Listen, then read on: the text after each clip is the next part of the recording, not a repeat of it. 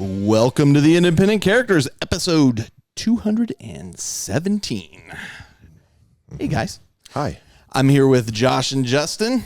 Yes, you are. Chilling in the Astronomicon. And this episode, we are going to be talking about, actually, it's a new series that we're starting, kind of akin to our Show of Force episodes, but this one is focused around Necromunda.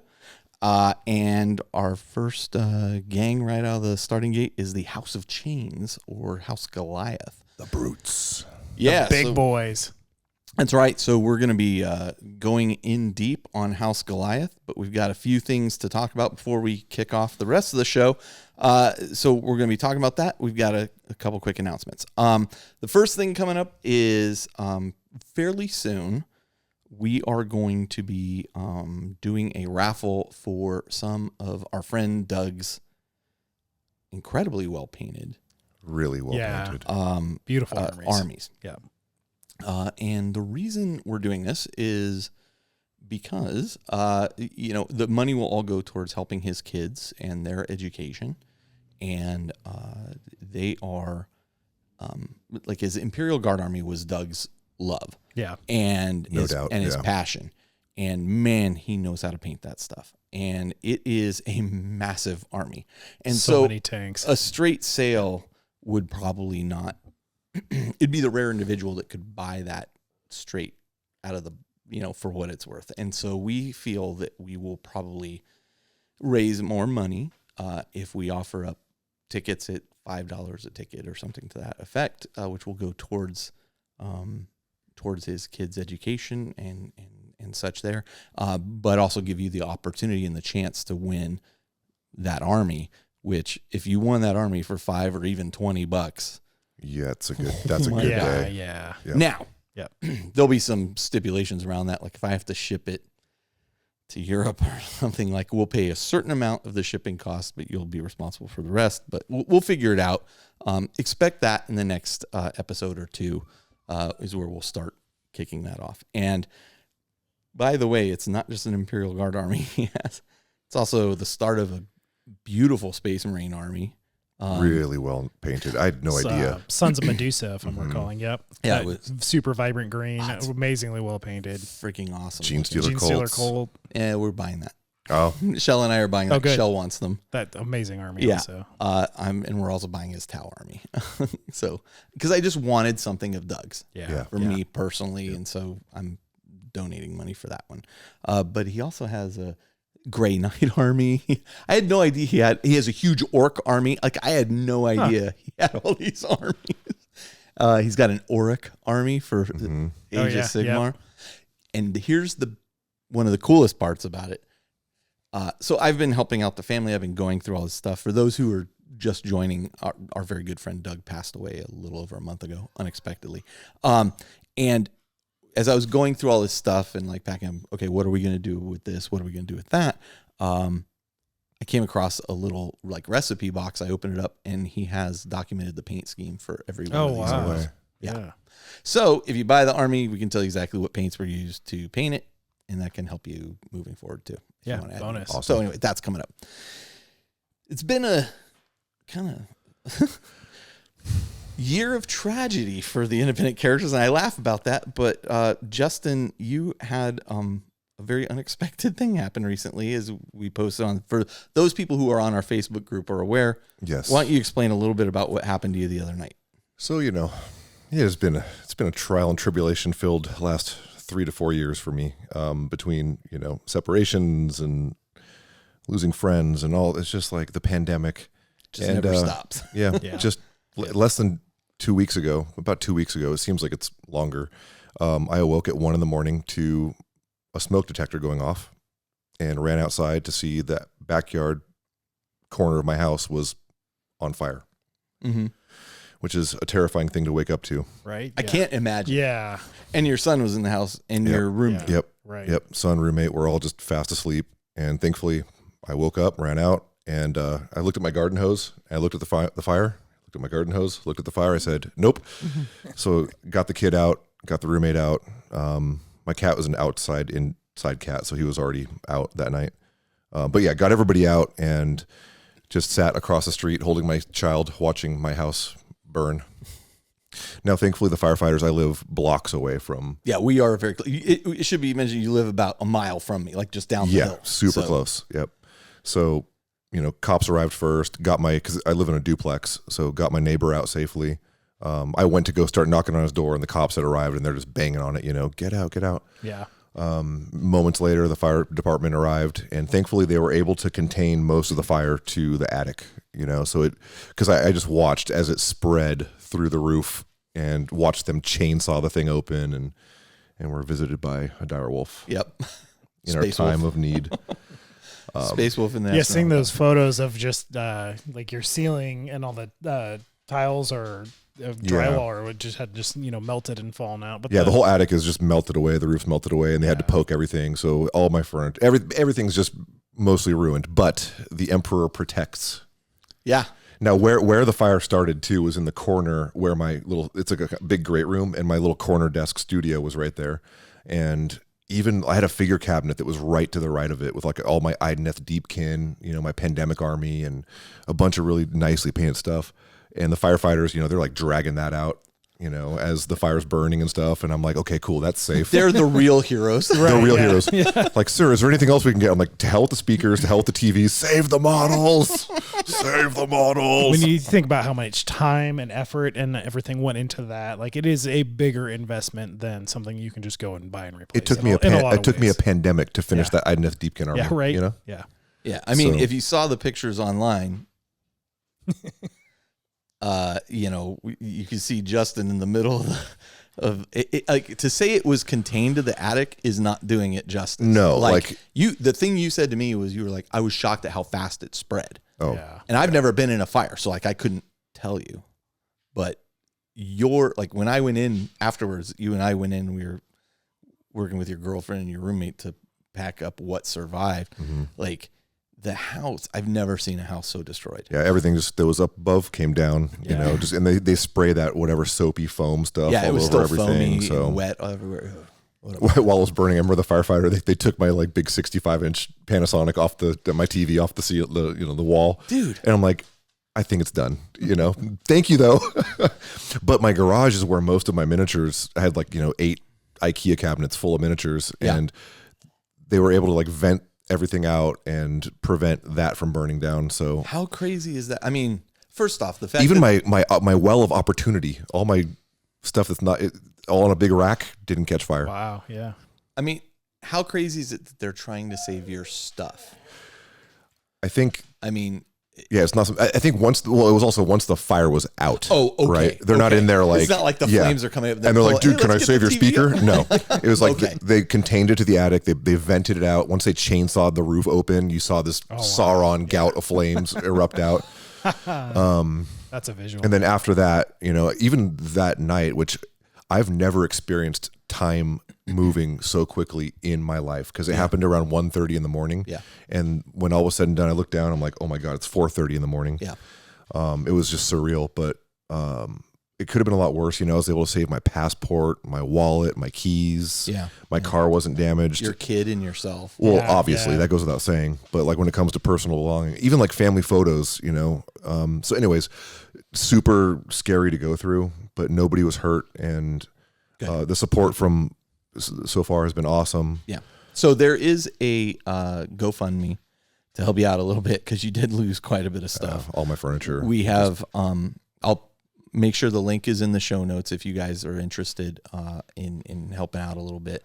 A bunch of people from Facebook have helped out, and we'll talk a little bit more of that in the Elite Choice as well. But I'm glad you're okay. I'm glad you and the kid are safe, and I'm glad you've been able to take this refugee and my son in for a few weeks. It's been awesome, dude. I think the thing that this year has taught me, and the last year has taught me, is friends are so important. Mm-hmm. And in particular, the passing of Doug made me just appreciate you guys so much more. And I think it's kind of bonded the group even tighter together. Like the people are, I think we can take for granted sometimes. Yes, yeah. And life's too short. Yep. Too short. Way too short. Yep. Yeah. So we're gonna all get through this a-okay and be stronger on the other side, but definitely, I just need a year with like no tragedies. Is that, can I just get a solid 365 days of done? You know, glad you guys are okay, but yeah, let's have a quiet year. So let's move on to Elite Choice. Okay. All right, because we were talking about how much we actually like this segment before we started recording, and I'm gonna start. And because it's in keeping also with Necromunda, I wanted to mention Brett Barker and his Redemptionists. Again? That he has put on the terrain that we talked about that he's painted as well. This guy, that amazing table. He's on a roll, man. Listen, if he keeps it up, we may have a new addition to the what do we call it, Hall of Champions. Hall of Champions. If he finishes his Hall of Delac Legends. gang that he's working on by next episode, then that's his 3. He's out. And we can't ever mention Is Brett that the again. new golden rule? It's three in I your don't know. end? It's flexible. It depends It's on flexible. it depends on what you've gotten recommended for and that kind of thing. But man, there's some legends in the Hall of Legends there. There are. And it was not intentional that I picked him again. It just, this was the thing that sprung out to me, and I really like the way they look. Yeah, and well deserved. So yeah, congratulations, Brett. And I'm jealous of your table. Like, I own the original Zone Mortalis stuff, and I own a ton of it. And Brian Harvey painted it up for me. It looks amazing. Yep. Man, you've knocked out of the park. When This the is full Forge 3D World and the display level graffiti stuff. It really and is. the Yeah. decals. But then just to speak to the Redemptionists themselves, he did an amazing job. But they are a really fun gang. Like, they've got chainsaws and flamers and like flames shooting out of backpacks, and I want to play against this army. You guys know the Against range this gang. better than I mine's do. built, so I will. Oh, perfect. They're next on deck for the army that I'm. Are there painting. conversions in there, or is that all pretty stock? That is mostly looked pretty stock to to the me. kit. Yeah. Regardless, really Well, beautiful. anyway. Love the reds. Yeah. Josh, who did you pick? So I picked Ted Lidgard, and he has been working off and on doing some test schemes for an Imperial Guard army. And I think he's finally landed on a direction, but yeah, the just level of detail he's put into just stockline base troops is phenomenal. Yeah. Like, it is incredible how well executed every model that he's shown here. Looks great. And it's just the start of it, but just the detail's phenomenal. The execution is amazing. Those models have a lot of detail on them, and like somebody earlier had posted a test model for Tyranids that I thought looked really, really good. I was like, cool. Can you now do 1,000 of them? Right. Because and the number's a bit exaggerated, but when I painted my Tyranids initially, like, that was an exhausting trial. Yeah. That was going to be my comment, is how many of these can he paint before he wants to put a last gun to his temple? You know? Move on to tanks pretty quickly. There you go. We'll see. And you have a lot you can bounce back and forth. There's a lot of options in an Imperial Guard army, but it's like it's a really nice kind of mix of kind of modern warfare and sci-fi at the same time. Yeah. It's just the execution's phenomenal, so it looks definitely had to call it out there. So Great job, Ted. yeah, well done, Ted. All right, and Justin. All right, so I'll just piggyback off that real quick, because I also picked Ted Lidgard, Oh, which I didn't realize until right now. Yeah. So that's awesome. Oh, all right. Yeah. Two call outs on the same episode. Okay, that only counts as one, though. Yeah. Holy smokes, I did not realize. I didn't realize that it was either him. until that Yeah. name looks familiar. So Ted, congratulations, man. speaking of well-executed Imperial Guard, Dude. And dude, just the everything is so good on that tank, from the weathering. The weathering's what stood out to me, and just like the mud on the tracks, the chip damage. This is the kind of stuff Doug would do, though. Exactly. Yeah. And maybe in the back of my mind too, I was channeling a little bit of Doug, Hey, you know. that's and what Peace and love, bro. Peace and reminded love, me man. of just the attention and detail that Doug put into it with his giant antennas. And Yeah. all Yep. that, just Yeah. little pieces of personality. Yep. Yep. just really, really well painted tank, man. You're Good phenomenal. job. Can't wait to see that army done in 15 years. Good luck. Oh man, if you got 2 in one episode, though, who knows? Maybe. That might be some serious fuel to the fire. You have a runner-up, too. So I do have a runner-up, which I should have mentioned first, but either way, he's getting mentioned. Aske Emil Bregendahl. He organized a fundraising event for me without me asking. He just all of a sudden, he had hit me up like a week or two before, saying like, "Hey, Good. can you give me a bunch of pictures of your miniatures for some reason he likes my work and he wanted to kind of do like a little shout out kind of thing on Instagram, and I got busy and I was like, oh, I'll get you the pictures tomorrow. And then my house burned down. But in the meantime, he organized a little fundraising event, which is funny. He's like, hey dude, you donate $10 and he's going to go sleeveless for a week. And for every $1, he's going to do a push-up. And I want to say he's up to like $600 or something. So that's pretty good. Yeah. That's a lot of sleeves gone. Right. That's a lot of push-ups. So thanks, brother. Appreciate it. We're going to take a short break, and then we're going to come back, and we're going to kick off the show with a little bit of Workbench, hobby progress, and Justin has no excuses. Yeah.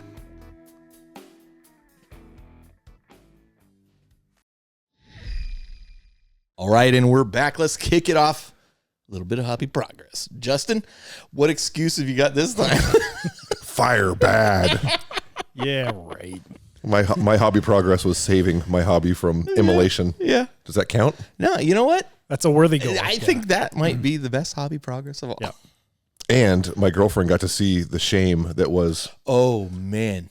She's like, bro. It was funny. She had no idea how deep the rabbit hole went. And we were like, no. Like she had seen my garage, but she hadn't really seen my garage. Was that of your closet of opportunity or just the entire painted stuff coming out? Just the painted collection. armies. Yeah, just everything on display. I mean, I went to Walmart and got like, 8 big Tupperware things. And she's like delicately putting them in. And at first she's like, okay, I'm out. And then after a while, she's like, oh my God.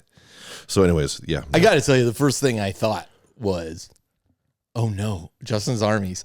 And you're not the first person who said that. No, and going back to that topic, I remember I was telling my boss about it. And I'm like, oh, my buddy's house, he lives a mile away, burned down. He's staying over here now. And she's like, okay. And I go, yeah, but all his.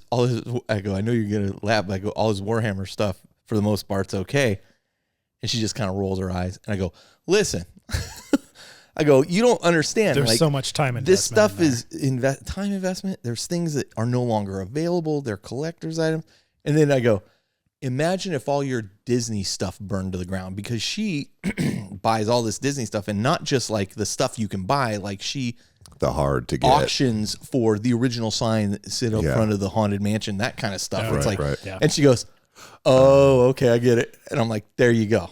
And that was just her spending the time to search for it, not like Right. Yeah. Yeah, so, she didn't paint the Haunted Mansion sign. And I saved my Les Paul, my Gibson lives. I'm like, nice. That's all I need to do. I got my miniatures, I got my Gibson. Now you just eventually you're going to learn to play.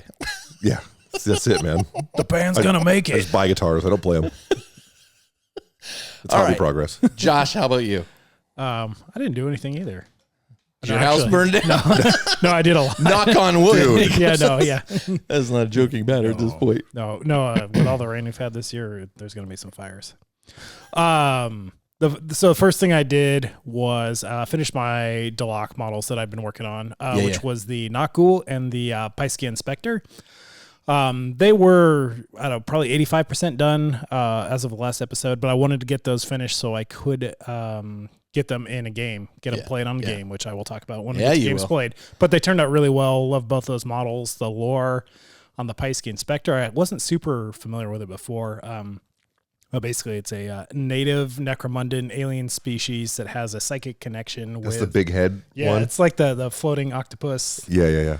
So the 4-armed floating brain with mechanical bits mixed in, which is super fun. Love the way it turned out. And it was really fun to play with on the table, as we'll get to. Cool. So that was the first part. Then I also noticed that I had only 3 models left of my Delac to just be done with everything that I have for that. I've got about 25 models for it. So there's 3 more that I had unassembled. So I took the opportunity to build those last 3 models, which are 2 Psygeist, which is a Delac specific kind of psychic ganger. Yeah. And then a guy with a melta-gun just for ash waste with vehicles and things like that. It's good to have a melta-gun in your gang as an option to hit something hard. Right. So got those built, got them built, primed, and did the Zenithal highlights on those, so they're almost ready for painting. So got it. Get those going soon.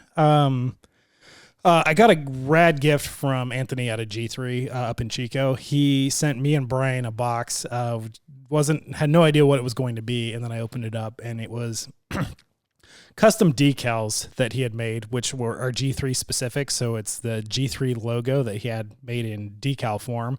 So I'll put those on a couple of Titans going forward. And G3 is what for those That's who the are Gothamos gaming group out of Chico. It's your old gaming group. The old gaming group that me and Scott started the Santa Cruz chapter of. So there's kind of a lot of history in there. But the highlight of the box for me was there was an actual metal Titanicus coin. That's the Opus Titanicus on one side and the G3 logo on the other side. Nice. So you can use that for determining first player, marking first player in the games. But it's an actual gold coin that just really well done. And it was just a super fun little surprise in the mail to get. So thanks, Anthony. That's awesome. Really appreciate that. And looking forward to using, actually me and Brian already used that in a game, and I'll talk about that when we get there. I've also been working on a corrupted Reaver Titan for Titanicus. Mm-hmm. So I play a Trader Legio, or I'm playing my Legio as Trader. And one of the fun options you have in there is you can actually make corrupted Titans, there's a variety of options to choose from that are all very thematic of this one's rage based, this one's more warp based, things like that. So I'm doing basically a double melee Reaver Titan that just wants to get up there and smash. So it's been a lot of fun working on that one. I'll probably have it finished. It's 90% painted. Wow. All right. You're an animal. So I'll probably have that one painted when we record next. So definitely All right. check out the green screen for that. Picked up Bolt Gun, which the video game, it's the Doom I grabbed it inspired skin, or it's a 40K skin of Doom basically, and it's same graphics style of like 90s Doom. Yeah. Which is fun. It's been fun. I played probably the first 4 levels or so of that, and it's just kind of hit that first person shooter nostalgia, but the 40K skin on that, or how they've done it, I think fits pretty well. Yeah. Which is fun with the Kill a Pink Horror. It splits into 2 blue horrors. That was the thing. That. Justin was watching me, and I'm like, "Oh, it's Pink Horror. Let's see if it splits." It does, yeah. Which is it's fun. So it's brought back some memories, man. I was sitting there watching him play. I'm like, "Oh yeah, that's where it started." It's a low barrier commitment. It's just been fun, and it was on sale for like $18 or something like that. Yeah. So it was good for that. And then last but not least, Warcry. Yes, it's happening. After talking to Justin and a couple other people, I did purchase the Askurgan Blade Lords, True Blades. They're the samurai vampires. The bottom built them, primed them, base coated, so I'll actually be ready to get a game in pretty soon. Nice. And the one thing I don't have on my notes here is I did finish painting the 3D printed nameplates for all my Titans. That you mentioned talked that about to me. last episode. Yeah, You mentioned that to me. You said they were coming along pretty good. yeah. So Those look so good. since the picture I sent you, I did a brighter gold to pop the actual names of them, and then I did an oil wash just to tone down the background so they'll stand out a little bit more. Nice. So now I just got to put them on the Titans. They look really good, and I'll get a couple group shots going once I actually attach them to the bases. Join the call-in Yeah. train. Which on Titans, Yeah. they're awesome on Titans. It's perfect. Yeah, Yeah, it's you perfect for Titans. on the board at a time. You have like 6 models, so each one deserves its name. Yeah. Bolt Gun as well here. Like obviously I downloaded it, played it a little bit. It like you said, it's low investment. I've played maybe 2 hours, which I should have used painting instead.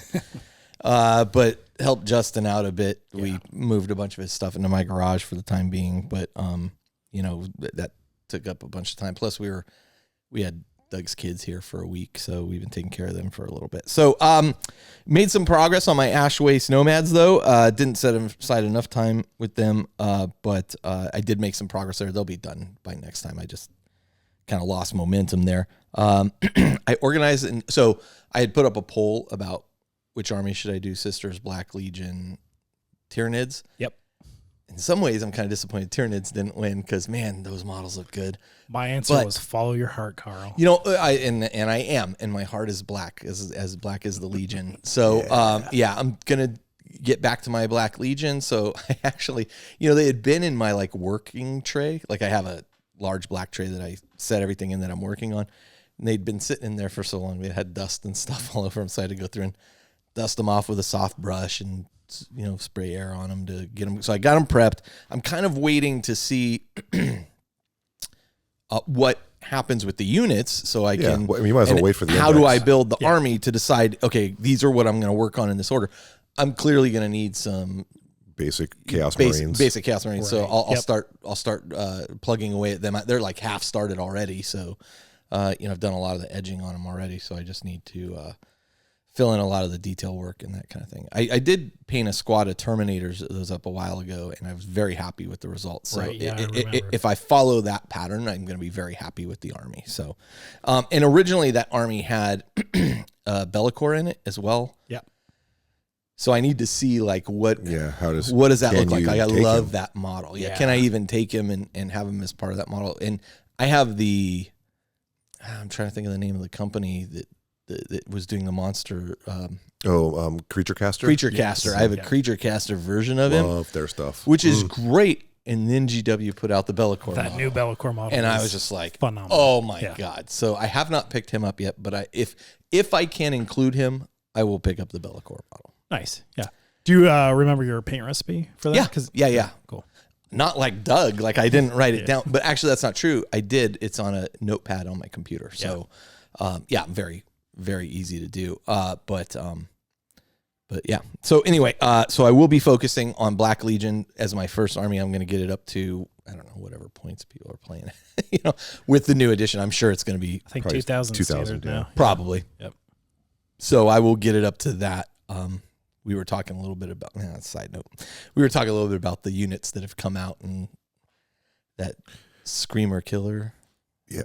It's going to be really interesting to see how they tackle points in 10th. Are we going to see an increase, or like, is a Marine going to be 15 points or like 10? You know what I mean? Like, yeah. I'm really, and so much is dependent upon, what comes out. Right. So, hence why we're doing Necromunda right now, because it's like, well, everybody and their mother's probably talking about 10th edition. They are. We are going to at some point, but it's really going to be more organic than like 10th edition coverage or whatever. But speaking of 10th edition, I did order the Leviathan box set through Herrick Games.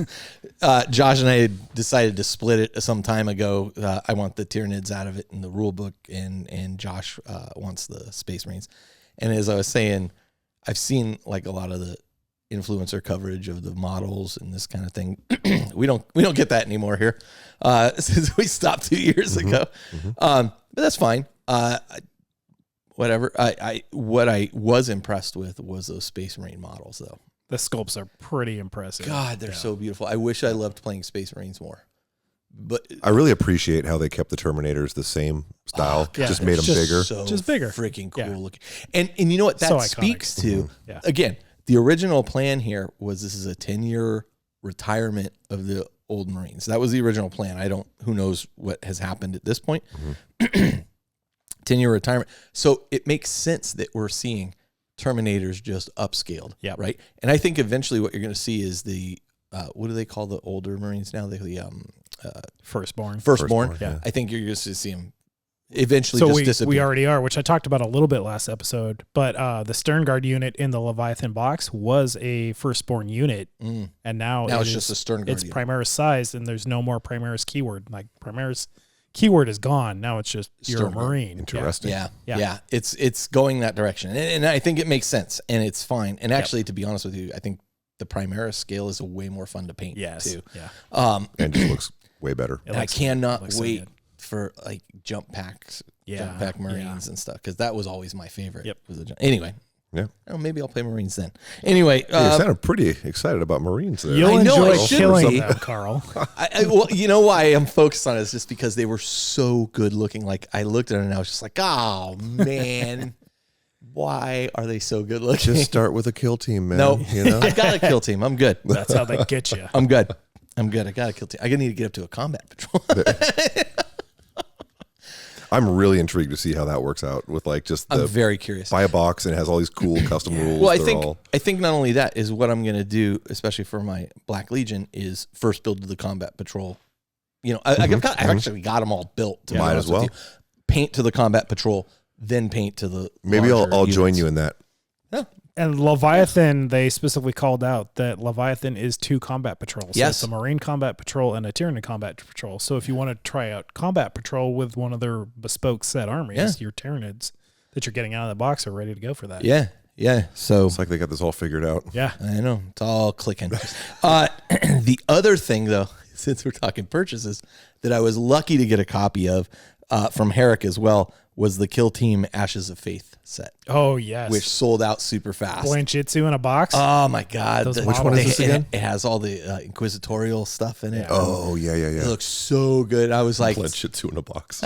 I was so bummed that it had like sold out. I was like, oh man, that would have been great. Well, the models will come out eventually. And then I reached out to Sky and I was like, oh, I really want to sing. He's like, I've got an extra box. I'm like, dude, I will take it. I will take it right now. Who's the enemy in that one again? It's Inquisition versus... it's mutants. It's some sort of chaos. Oh, mutants. yeah. It's all like the cultists. And but it's like the... Yes. And there's actually rules for like them mutating and changing during the game from what I've heard. But I'm mostly excited. Just inquisitorial stuff. I will 100% pick up that box when it's just the inquisitorial henchman box. Yep.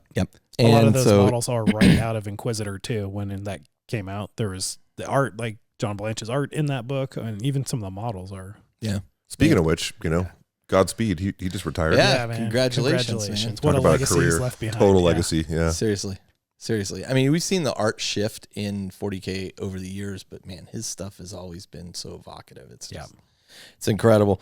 And then last but not least, as I mentioned earlier, I've spent a bunch of time going through Doug's stuff and packing it up and itemizing it and trying to figure out, okay, how do we recover the most of this for his wife and kids, and that has taken quite a bit of time too.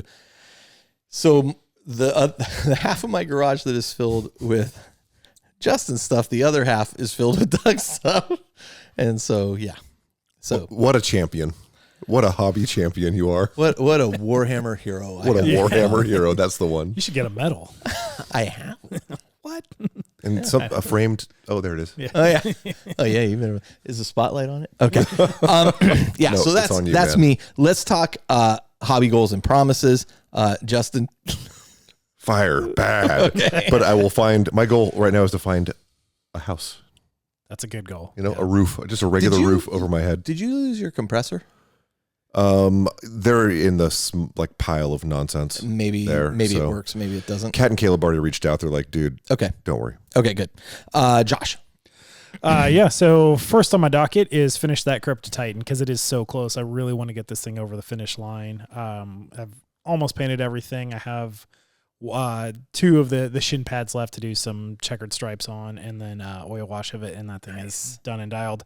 So that's first up. Then I want to finish my Direwolf Titan, which is I've got the Neutron Laser Titan. That's the one we fought against. Everybody has one right now, and everybody has fielded them in the last. You know who doesn't have one? This guy. You do not yet. You will get one. I've played against. I don't know, probably 12 of my last 15 games have had direwolves in them. Yeah. I have not fielded one yet because I haven't painted mine. So I'm like, it's a crutch, Josh. It is a crutch, which is why I haven't painted it. But I'm coming to the end of my Titanicus models left to need paint applied to them. So it's you know what's better than the direwolf? 2 direwolves. I don't think you need. I'm kidding. And it actually doesn't work in the game. It doesn't work very well. Yep. So after that, as I mentioned earlier, the last 3 Delok models that I had built and got the Zenithal going, like just get paint on them. It's 3 individual models. They paint up so quick. The True Blades for Warcry, I would love to get those painted up to actually play a game with them. Yeah. Which it's 8 models for the. Yeah, it shouldn't take very long. No, they're going to go quick. So looking forward to that. And then similar to what you were just talking about with Black Legion, I do really want to start prioritizing the Primaris contingent of the Sharkadons and where to go with that, but I am kind of waiting for the index to drop and see how I want to prioritize that build and what makes sense for that kind of force. Yeah. Probably start with a boarding action, 500 point. I think that's the force, smart move, and right? then jump into the. That way you're playing right away with it. Yeah, expand from there. And I have so much stuff that army is playable. They're just small Marines and Terminators. So. Yep. Yeah. Well, anyways, that's. I've got about 1,000 Minotaurs. Yeah, over right. there. You've got a few, and all of them are old, except for the ones I've briefly painted up. I'm going to finish my Ash Wastes, guys, just to get them off my hobby bench. I'm not even going to be playing them anytime soon, especially, in whatever Necromunda campaign you're going to run. I'm going to stick with my Goliath guys for the time being. Yeah, we're going to go Underhive until all the gangs have their bespoke vehicles. I'm going to hold off on Ashways. There you go. And then, I already mentioned the waiting for 10th edition to prioritize Black Legion stuff.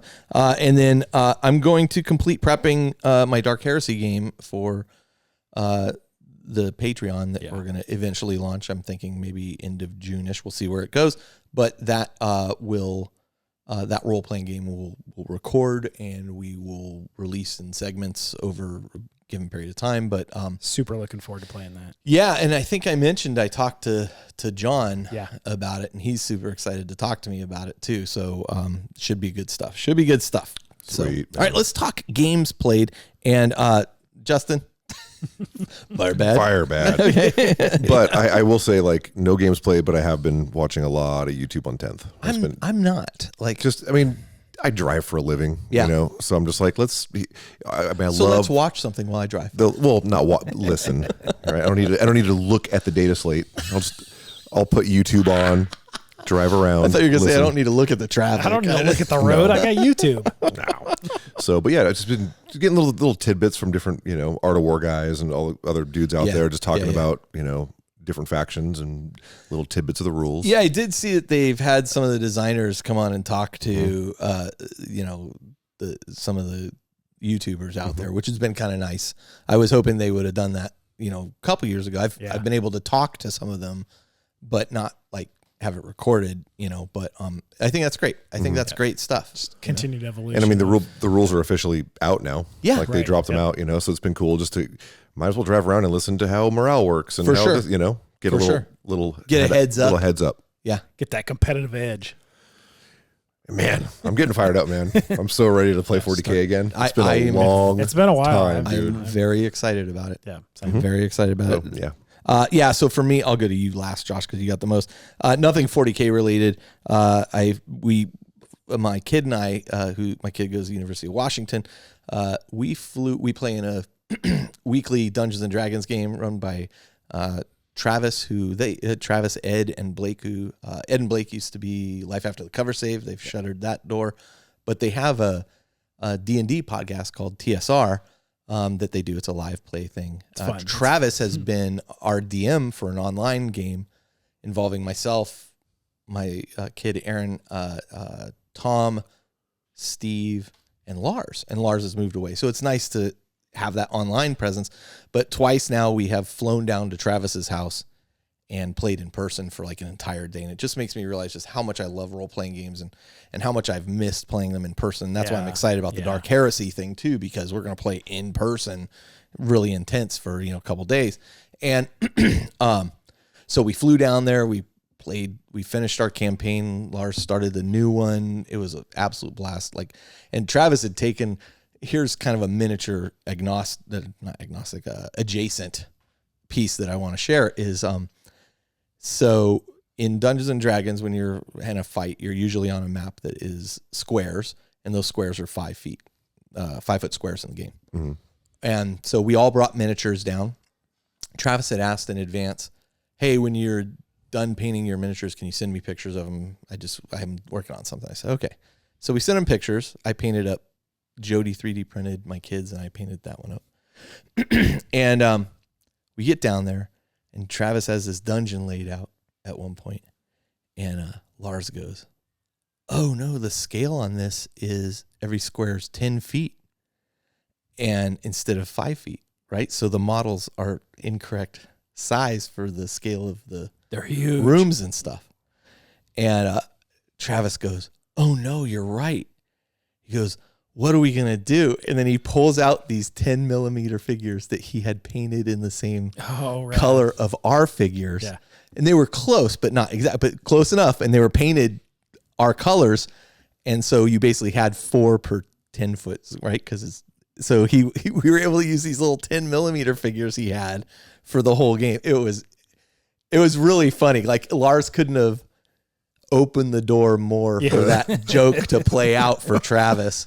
And so Travis really pulled out all the stops. Like he had painted up a bunch of different miniatures for the game, and Travis is a great painter. Yeah, he's a great painter. Nice. He is a great painter. Like he's painted tons of 40K stuff, Marvel Crisis Protocol stuff, and his Marvel Crisis Protocol stuff looks real good. Really cool. Good. And And so he had painted up like a frost giant. Last time he'd painted up like this kind of giant mechanical dragon. He'd painted up the giant yetis and all this stuff. And it was a great time. It makes me remember how much I love role-playing games, and in particular, the camaraderie of playing with somebody in person, which is, again, why I'm looking so forward to 10th edition to begin playing with people. I mean, we play board games a lot, and I'm enjoying that, but I really do enjoy 40K, and I really do enjoy role-playing games. So there's so much more just interaction compared to a lot of board games, too. For sure. Yeah. For sure. Yeah. So it was an awesome into the campaign, and it was an awesome time to travel down there and get to spend time with my kid. And San Diego airport sucks. It's horrible. It's horrible flying in and out of. So there you go. So that was me. Josh, let's talk about actual 40K stuff now. Well, the first thing I'm going to talk about is not 40K. But see, I just saw that on the note. So after last episode, I took a page out of Jody's book and actually kicked off a Hero Quest campaign using the new box, and it has the app-driven system to play Zargon, so you can play it 2-player and have the app take care of all the bad guy Zargon movements and memories, placements, and things like that. Which worked out pretty well. It was fun. How does the app work? Does it work pretty good? It works well. That's cool. The one clunky thing, which it was just getting used to it, is you basically have to tell it where you've moved. Yeah. And we would either tell the app where we've moved and then not actually move our physical figure on the board because now you're just working through the app. It's like, oh wait, you got to catch up. Yeah. The only one clunky thing was after we had cleared the final boss of the first level, you have to get to the exit, which you always exit the dungeon in there. Yeah. And in the app, it's just like move. Oh, you're just spending all this time just moving, getting out there to progress it. Where if you're not exploring any rooms, there's no wandering monsters, we leave. Yeah. So, but aside from that, it was fun. The reason I brought that up, though, was because we were talking last time, and I specifically were like, I can now call out that there is no longer any GWIP in there. Right. Chaos Warriors are no longer Chaos Warriors. The Gargoyle's not a Bloodthirster. I guess it was called the Gargoyle before, but it was a Bloodthirster. It totally was, yeah. But they have moved away from that completely. Are there any Chaos Warriors in there, but they're called something else? They're no longer the same sculpt that has that iconic kind of Chaos Warrior Knight. And I think they're called Corrupted Warriors or Corrupted Knights or something like that. Travis has this. Yeah. But it's very accurate to the original game. Still super fun. That's great. Now, if I remember correctly, it was produced by Milton Bradley originally, but backed by GW. Like GW did the design. Yep. NIP. NIP. Yeah. But now it's Avalon Hill, I believe. Interesting. For the re-release, and now it's separate IP, but same. I wonder if they're going to re-release Battle Masters. I used to have it. I did too. I never played it, but I had it. I still have the little big tower. tarp you roll out, dude. With the little balls. That, they shoot the cannon with. You know what they did? They are releasing is there's a Kickstarter for Castles and Catapults. Oh, where you just it'll actually shoot the things. Yeah. That's what I was thinking of for Battle Masters. But nowadays it's going to come with safety glasses. Yeah, of course. I hope so. And it'll be little Nerf balls. Yeah, right. No more hard plastic. Yeah. I'm going to use marbles. All right. So what else did you do? Okay. So in actual more 40K terms, me and Brian got together and we played a game of Titanicus, which was a phenomenal game. We used the open engine war deck, which had a fun kind of mix of circumstances, including some, there was Titan, we were in a war zone, an active war zone. So there was each turn you'd roll to see if kind of these infantry units on the board are shooting at Titans. And if you roll one, cool. they shoot you. And if you roll 2+, you get to shoot one of the enemies, and both players get to roll for that. There's also a lightning storm going on. So if void shields were down, there was a chance that lightning would be attracted to the giant metal lightning rod of a Titan. So lightning was pretty fun happening also. The first 4 Titans that died, the first 4 engine kills in the game were catastrophic meltdowns, which is the biggest explosion you can get in the game. So it was just really fun, calamitous, just a bunch of cascading explosions and damage and things like that happening right off the bat. So just a really fun game. I ran the Corrupted Titan for the first time, so I had proxied another one. Right. with a actual painted Titan, since mine wasn't just to done see yet. how it Just performed. to try it out on the table. And also I wanted to show Brian how they work, because I know that's 100% up his alley. Totally, yeah. So he is now I think building 2 corrupted Titans after having played this game. So it was a great success, and it's just super fun game. I wasn't familiar with the Open Engine War deck. Is that actually a official product release? Yes. Oh, interesting. And they so I picked it up right when it came out the first time, and it went out of stock pretty quickly, as paper most products of their from cards GW tends to do, yeah. right? But they did just reprint it and re-release it maybe a month ago. So if you can get your hands on it, it's definitely worth picking up. So It's a really fun way to play the game, because similar to other open war decks, is it has your deployment zone, it has your main scenario, it has secondary objectives, it has a planetary effect, and then it has like your war zone really effect cool in there. Yeah. So I love that way of Yeah. playing. Like I love that way of playing most games. And we were talking about that earlier. Like a lot of times you'll turn over a card and you're like, it doesn't sound like fun. You want to play that? Nah, let's do something else. All right, we switch. Takes no time at all. It's Such just a great. Yep. I would say 85% of the games of Titanics I've played have been using that open engine war deck, and they're fun, really fun games. Just interesting things that they just tweak the main roles in a way that makes it an interesting experience. Interesting. Sweet. I did not know about this. All right. Yeah, pick it up if you can still get your hands on it. Yeah. And look at my phone. So after that, what else did you do, Josh?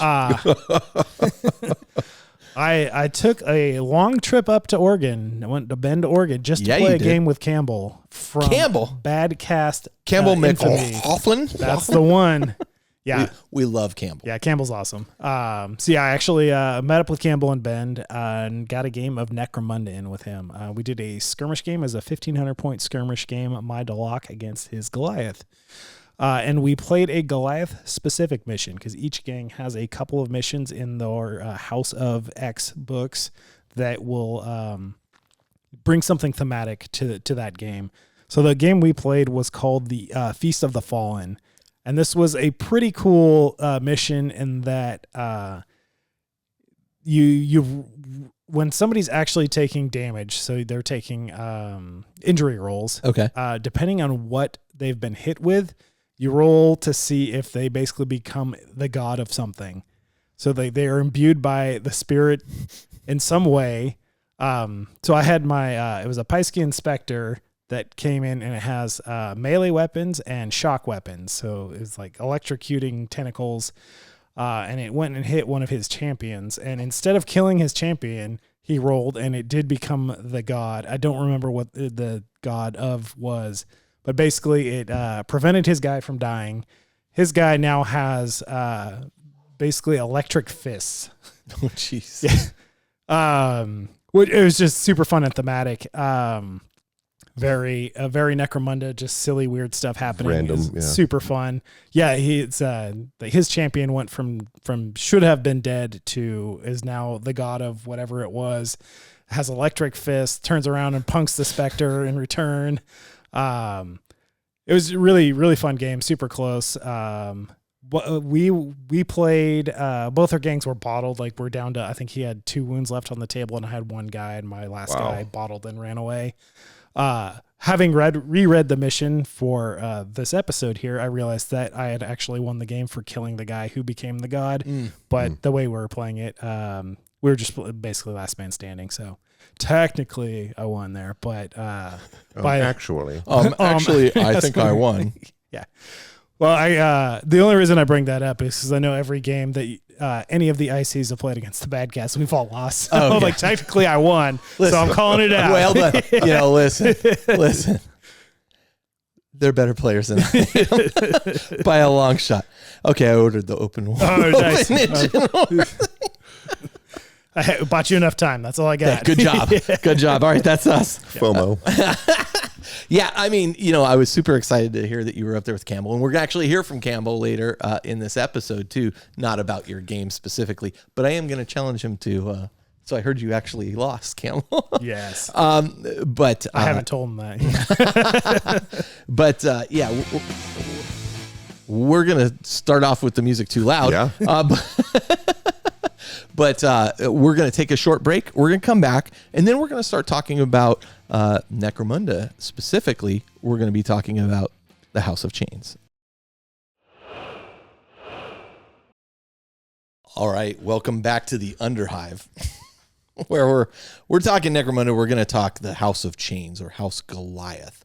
If you're not familiar with Necromunda, well, we've got an episode on Necromunda we did many years ago with Tom and Jeff and myself, but we're going to do an updated kind of primer. Josh, we did do a more recent one too. I think it was episode 205-ish, something like that. Yeah, who knows? Go through our back catalog. Yeah. But that was more about the campaign itself and how a campaign plays out. Yeah. But basic premise: Necromunda's a hive city, and it extends up to the atmosphere. Necromunda is actually a planet. Excuse me. The planet of Necromunda. Then you have Josh, take it away. Yep. Actually, we were speaking of earlier. It's a reference. So Necromunda is a planet. It's an imperial planet. On planet Necromunda, there are many hive cities. Yes. Several at least. Hive Primus being the primary Primus. Hive city, and hive cities, of course, are giant tower conical structures that go up into the stratosphere of the planet from subground all the way up into the atmosphere, really. And so there are a handful of big spire hive cities there. There's a bunch of radiation ash wastes are on Necromunda. It's a terrible place to live. Conditions are terrible. And but in the city, the nobles live at the top, the dregs live at the bottom, and everybody labors in between. So you've got the Lord right up top. All right. Yeah. The house is kind of in the middle. And so, and amongst these, you have several gangs that you can collect and play, and the one we're speaking of is House of Chains. And Necromunda came out in 95 originally. Yep. Then was re-released in 2017 as Necromunda Underhive, and now we have Ash Waste as well. Did you play the original Necromunda? I did, not a lot, just from timing. There was 40K was definitely the more active game. Second ed, yeah. Mordheim was out back in similar time frame too. That's the one a little bit later. I played a lot more of that, but I did. That's the one I didn't play, and I want to play. Yeah. I did have a Delot gang back in the day. The trench coat shotgun dudes have always appealed to me. So nice. Yeah, I played the crap out of the original Necromunda with my Escher. Yeah. My buddy played Goliath mostly, and yeah, it was one of the original gangs. Yeah, right. So much story behind them. Yeah. Well, now, time. Yeah, right. No, at that time it was what, a paragraph. Right. Yeah. Yep. What's interesting is, so in our episode a long time ago with Jeff and Tom and us, when we played that, I used Aaron's Goliath guys at the time for that. So that was literally the only Necromunda I had ever played was that day, and I remember really, really enjoying it, though. It was a whole lot of fun. Yeah. It's a much more complicated combat system. It's almost a role-playing game combat system housed as a miniature war. I would say it's the closest experience to a role-playing game you can get in a tabletop form. Yeah. All right. So, as we just said, the Goliath, one of the original Necromunda gangs, as you said, a whopping paragraph of detail on them. But since then, it's kind of expanded a bit. This is a house that values nothing higher than physical strength. Right. Yep. They are the Terra has actually classified them as abhuman. Yeah. Which means, they're effectively an offshoot of humanity, but they're what do you call it? They're accepted. They're sanctioned, similar to like Ogren. Like a psyker. Yeah, and like Ogren. Exactly. And possibly turning a little blind eye to a little bit of the things that go on. Right. So, effectively they are vat grown. We'll get into a little bit of that. Absolutely. But they were bred specifically to do physical hard labor. And now they've kind of thrown off, in many cases, they've thrown off the shackles of slavery and kind of the chains, if you will, forged their own way into the underhives of the various hive cities and become a house. Yeah, and become a house unto themselves. And they were created very specifically for their physical properties to be able to endure the terrible conditions that the Underhive specifically has in there. So radiation's rampant. There's poisonous gas, things like that. Yep. So they're tough and strong is really their MO. All right, so here's how they kind of fit into Necromunda, the ecosystem, if you will. Yeah. As we just mentioned, they were originally a slave race bred in vats by Lord Helmar, who was we're now thousands, you told me earlier, we're thousands of years from that point. This is his line still. Yeah. Yep. But they were bred specifically for this kind of work. They were intended to provide slave labor for the hive and work under, as you just said, conditions that were too dangerous for normal people. Unsurvivable for the normal denizens of Necromunda. Now, because they were vat-born, they are primarily male. They are sterile. And they come out pretty much like fully formed.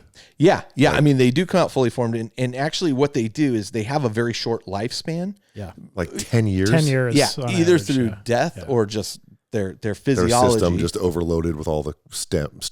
Yeah. And yep. Yeah. And, but what they determined was they vat grow them and they basically implant this kind of baseline knowledge in their head of, here's what your role is. Here's what you're here to do.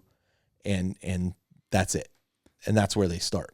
Yeah. And very low intelligence. Yeah. A little bit of cunning. There's going to be some orky. Yeah. So I think it's important to call out that they were originally commissioned by Lord Helmar by the Van Saar and Eschers. Yep. So they actually had a long time standing alliance. two other house gangs of Necromunda to come together and create the Goliath.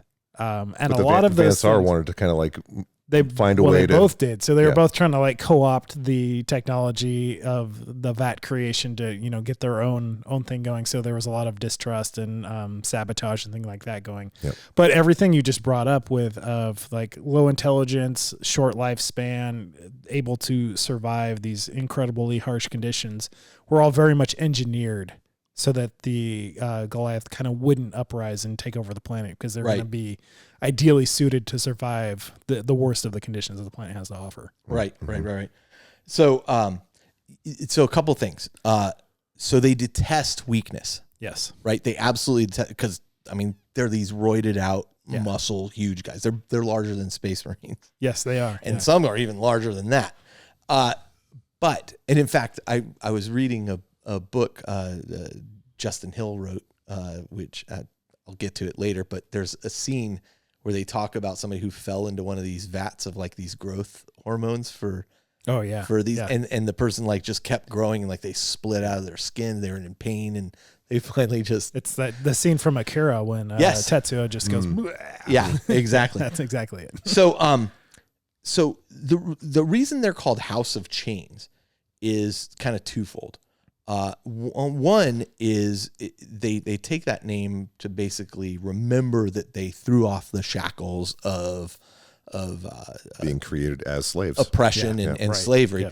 But the really interesting thing is that they have also kind of fallen right back into slavery, but not really slavery of other people, but of themselves. To their own, whoever's the strongest system.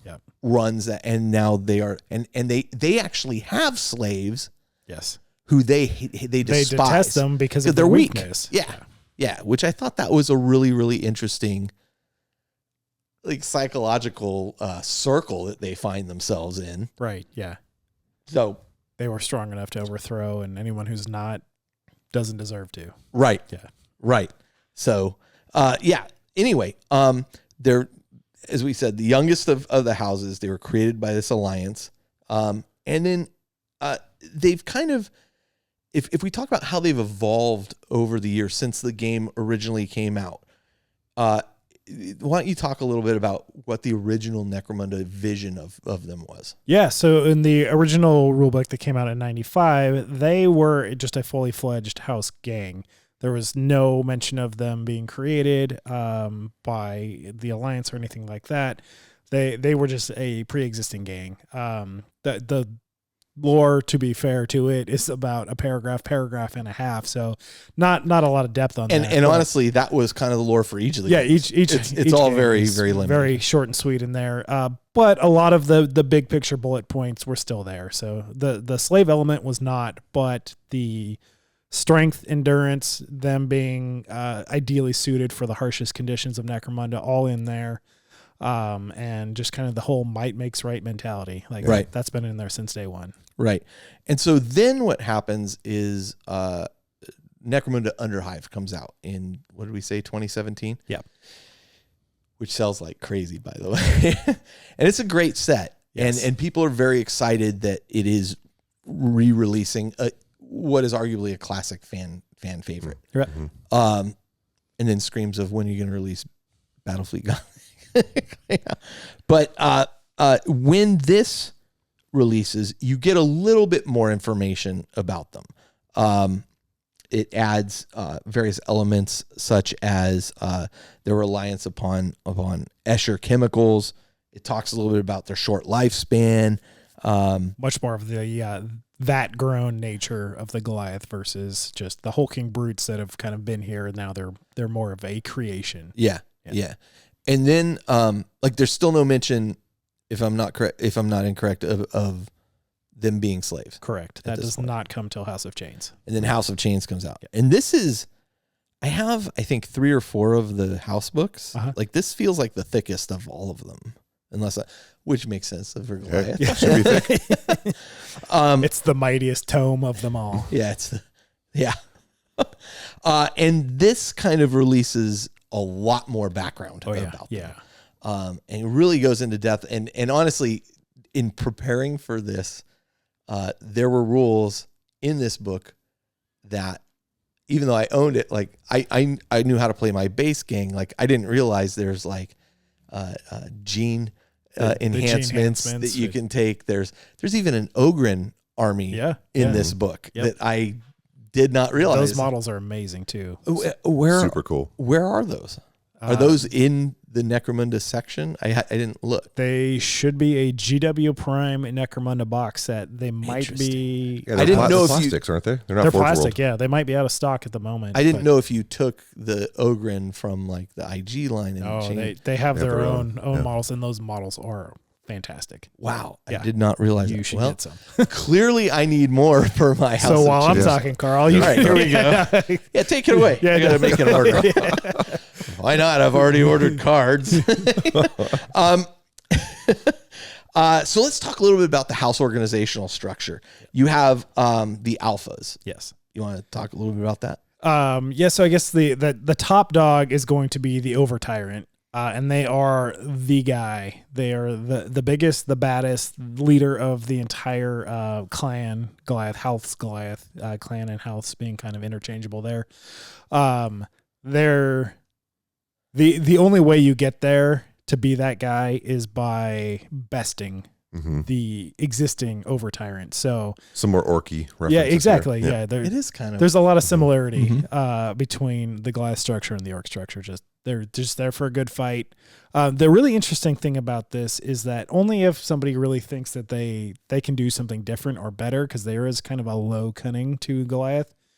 There's not a driving need to overthrow those above them. So they kind of really do accept the structure that they've created for themselves. So you've got the Overtyrant there, who's the big bad boy until somebody thinks they can do something better and prove it by being bigger and badder. Right. Under them, there's alphas, and each of the hive cities has an alpha that is in charge, and they're basically, the managers of the hive, really. Right. Sometimes an alpha will challenge the Overtyrant and fail, and not necessarily they won't always be dispatched. Sometimes it's an up-and-coming challenger, and they're like, I like what you're doing here. I'm going to make you an alpha. Like, you get a hive. You don't get the whole clan, but you get the hive. Right. So, there's a neat structure in there. And then under the alphas, you've got a couple different levels of people who are in charge of the slave pits, people who are in charge of the forges, the bosses of the different kind of industry areas. Right. And we'll talk about the forges in a little bit, absolutely. because that's a very important piece of them now. Huge. Yeah. That has been added to their lore.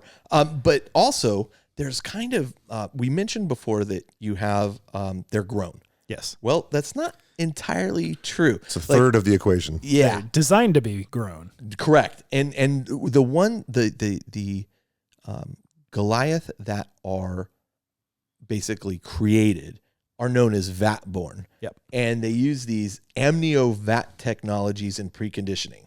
This is the majority of the Goliaths. These are the ones I talked about. Yep. They're sterile. They not the brightest. Huge, they're male. Yeah. Live for 10 years. Live for 10 years.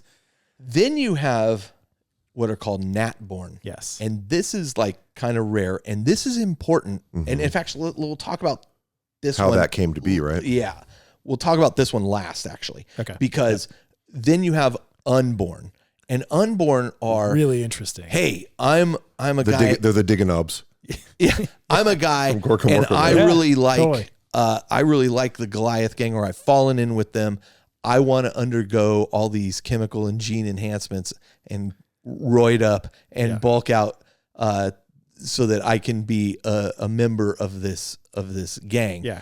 And so it's basically a citizen of Necromunda, just your everyday average human who wants to become a Goliath, and the transformation they have to go to, not unlike a person becoming a Space Marine, rigorous and terrible. And horribly painful. Yes. Right. So, I mean, not the most pleasant of situations. But now let's bounce back to the Natborn. Yes. Because these are Which obviously means naturally born. born and bred. Yeah.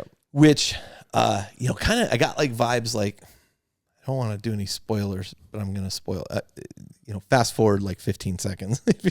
If you haven't seen Blade Runner 2049 by now, but like it's this case where Good call. whatever happens, they are able to actually breed a naturally born Goliath amongst themselves. And this is important because this is kind of the future of Goliath. If they can shift to this natural born state, a couple things happen. One, they become a true race. Yeah. Well, this was also Vansar and Escher tweaking this too. It wasn't like this happened naturally. Right. Like this was, okay, Escher wanted to have true males to mate with. That's when you started getting because Escher were trying to add males. This didn't just happen to their gang, like, so they were tweaking around magically. with things. Right, there's a lot of test tube experiments. Mm-hmm. Yeah. But basically, what it resulted in is female Goliath who were fertile. Right. Mm-hmm. Right.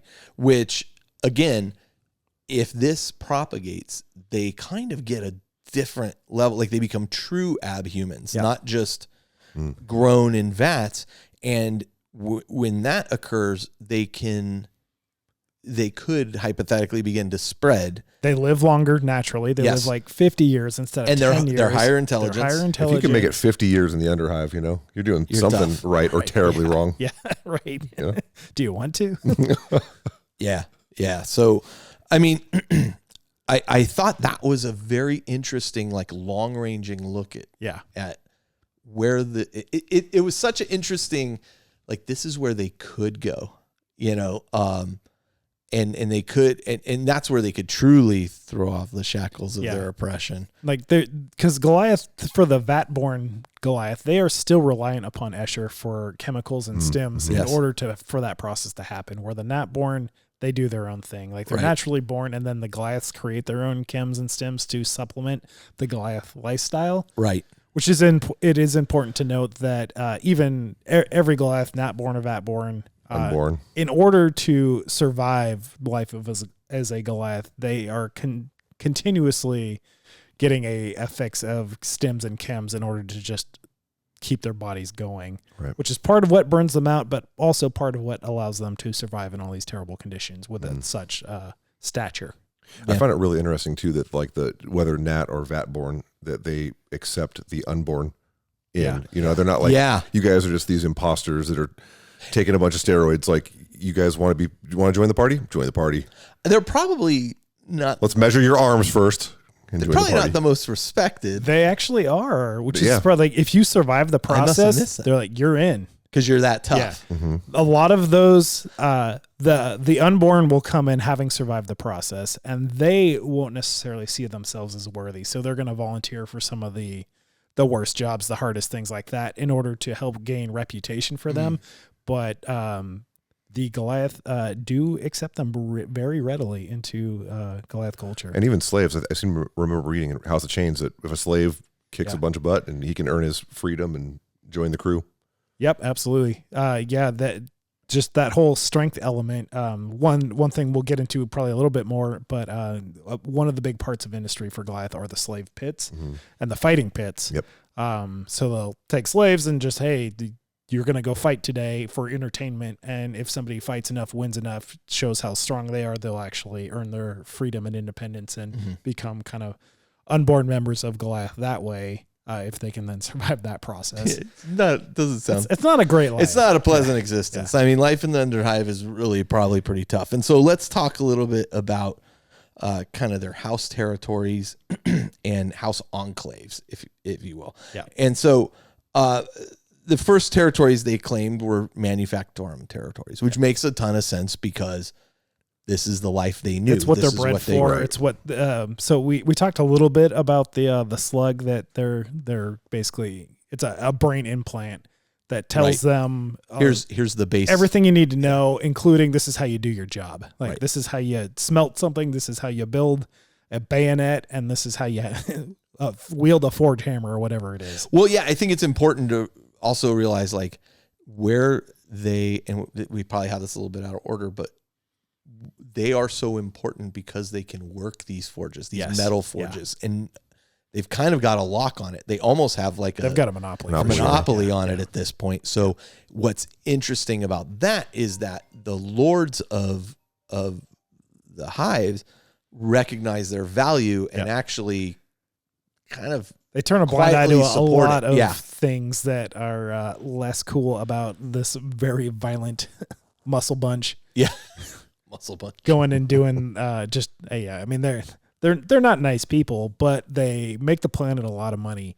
It's important to note that Goliath are probably the only reason that Necromunda still meets its imperial tithe on a regular basis, which, as we all know, if that doesn't happen, things get real ugly for everybody on that planet, including old Lord Helmbar up in his tower. Yeah. Of course, it takes about 1,000 years till somebody figures it out, but sure.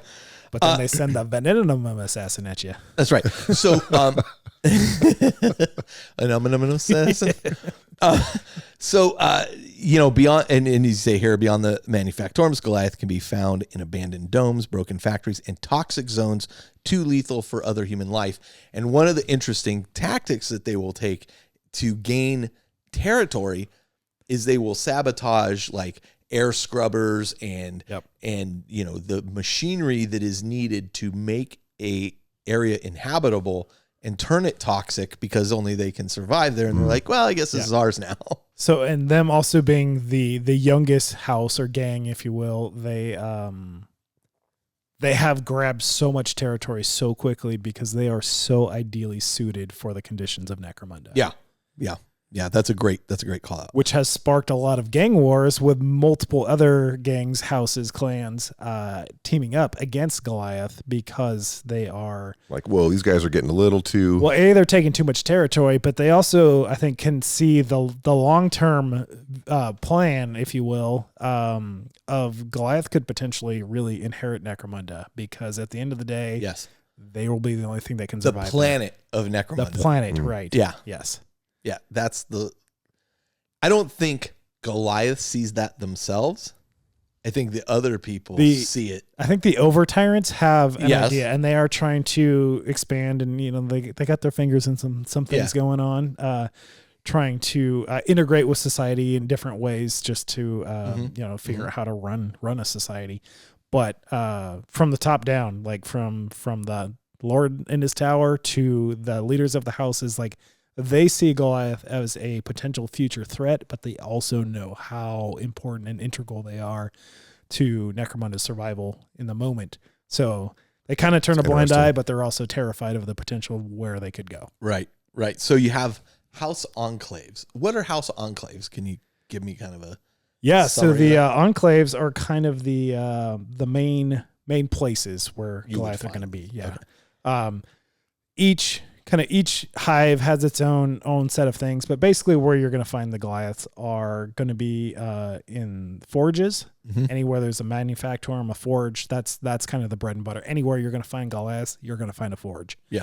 Metal shows. They're definitely metal shows. Yes. There's mosh pits. Oh, they got slave pits, fighting pits, and mosh pits. There's some parallels there. Pits you get there. So in addition to the forges, there also are some Goliaths just up in the hive cities, which are living more along the population of Necromunda. These are generally people who have proven themselves to outstanding in one field or another, and it's an alpha or over tyrant kind of sending them out into the world to try and spread the Goliath cause or find other ways to. They can find work as like guards, as bodyguards for guilders, because Goliath has a really healthy relationship with the guild. The Guild of Necromunda is a big deal for trading black Nobody market, messes with the guild. Nobody messes with the guild. Goliath are the bodyguard. Just their sheer physical presence like helps part a crowd to for the guild to like smoothly pass through a crowded hive area. In the Underhive themselves, you'll find them in just the places that nobody else can survive, and this is where they've really grabbed so much territory. It's just everything's nasty. It's toxic air, terrible conditions. But they're the only ones that can operate there. They're the only ones that can operate there, and there's a lot of where the forges and things like that are going to be in those areas. There's just some really good access to resources that they can grab. And beyond the hives, out in the Ash Waste, Goliath actually do really well. Also, as we've talked about, them just being kind of naturally suited to the conditions of Necromunda. They are able to survive the kind of the radiation of the waste. So they're drivers for guild again for themselves. There's also all the there's Ash Waste gangs, but then there's a lot of or not a lot. There are several well-established cities out in the Ash Waste, and you will definitely find Goliath in there because they're some of the few people that can survive, and they're just no mask needed. Just hanging out. Yeah, exactly. Speedo. Yep, just spray paint to the mouth. And, right. Yeah. And so let's talk about how we've touched on this a little bit, but how the gang fits within the larger kind of ecosystem of Necromunda. And we talked previously about industry. Yeah. And I kind of hinted at like why they're so important and why the lords of Necromunda kind of turn a blind eye towards this is because they have a lock and a monopoly, as you said, on these forges, and they're able to produce not just for off-world transit and tithing, but also for the planet to continue to operate and survive as it is. So I think that's probably one of the most important pieces for them at this point is that they, as you said, they continue to grow. They have this monopoly. Like they're a true force within absolutely that everybody, and it's happened so quickly. There's kind of like an orc reference again. Like it just quickly has happened and people are reacting to it at this point. Some of those industries worth calling out here too is there was all the forges, which we've already talked about. They actually get the ore from the Orlok. House Orlok like does all the mining, but they can't do anything with that raw ore. So they hand it off to the Goliaths, and the Goliaths smelt it, turn it into machines, turn it into weaponries. They have armories, so they actually supply arms and armor for most of the Imperial Guard regiments in the local systems there. And there's actually a kind of known appreciation. If a guardsman sees a Goliath stamp on his bayonet, he knows this is going to be a quality bayonet. So there's also like a little bit of pride in that export, even for people who, don't know anything about Necromunda or that planet, but they know the name Goliath and like, this is well made. It's cool. Cause I always thought like of Necromunda as like its own, like it's still part of the Imperium. Yeah, it's easy to get lost and just think it's like, and okay, whatever. Yeah, part of their Imperial tithe is sending up bayonets to Imperial Guardsmen. Yes, like, great. They get forged somewhere. Yeah, An interesting thing is Goliath have armories, and they actually make most of the weapons on Necromunda. So all the weapons that are being held by other houses and gangs are mostly made by the Goliath, which is kind of interesting because there's such a gang war element to Necromunda. They're actually just selling everybody the guns. They're too weak to use them against us anyway. Yeah, right. They don't care. Like, well, they're bullets. Yeah. So it's really interesting that they are so integral to just the way of life of Necromunda. Yeah. But they're also still relatively so new and a created element. But in a lot of ways, it makes sense that they're so. It's so funny. It's really interesting that the lore has evolved from, as we said, like one paragraph before to now a very expanded, like clearly 45 pages or something. Clearly, the authors and designers like thought about, okay, let's take a step back and think about how all these gangs fit in. Yeah. this is one of the original gangs, but they're like, oh, it's the youngest gang. It just works in the large scale of the 40K universe. Yeah. Okay. So within the book also, there is a section called Gangs of Legend, which talks about various gangs and how they've achieved like a legendary status, which is always done very quickly because we talked about the age. Like, I think there was one in there. It's like, he's been an alpha for 17 years. And it's like, oh, that's a long time. Wow. That's 2 lifetimes. Yeah. So Was he natty? Was he natty? So we each went through and kind of picked one of the various gangs of legend and why they appealed to us. And Justin, let's start with you actually on this. You chose the Iron Tree Reavers. Yeah, mostly because Mad Max. I mean, how cool is like these big buff dudes like riding around? So they're led by this dude Axon, which I think Forge World has a model for him. Okay, I believe they do. Which the model's not the most impressive. I looked at him. I'm like, okay, he's cool. But anyhow, he rides Axon Hammer. He rides into battle on this big rig called the Behemoth, surrounded by a cloud of smaller Goliath vehicles. So it's just pure Mad Max. Oh, it totally is. It's like chrome all day. Yeah, dude. That's right. Witness me. Yeah, for sure. And they're just constantly raiding House Orlok convoys and selling the goods, just pillaging and raiding all their goods. So of course this dude naturally has a big bounty on his head, but just the visualization of like this dude riding on this big old rig with all these bikers and stuff around him. That is kind of cool. They're big in themselves, and the rig is like even outsizing it. I want to see I need art of what that Behemoth looks I'm pretty like. sure in the rules too. He's an outlaw bounty hunter. So he's still Goliath, but he's outlaw. Can be hired by outlaw gangs. Yeah, there's actually quite a few of them, and we'll get into that when we talk about the support of these things too. Josh, you chose. I chose Durgan Killfist and his Knuckle Boys. Knuckle Boys. They're in Hive Trazier, which is not Hive Primus, but it's one of the larger hives, not the main hive there. Most of these gangs we've noticed, like it's really the leader that gets the call out, and then everybody else is just kind of his goons. But, so Durgan himself, like everybody has heard of him. Matches how you build your game. For sure. So, absolutely. And it makes sense for just the strength hierarchy of the Goliath period, but then also how you build the gang.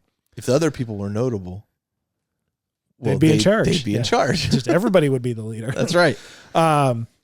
Everyone knows of Durgan, but very few people to anybody has actually met him.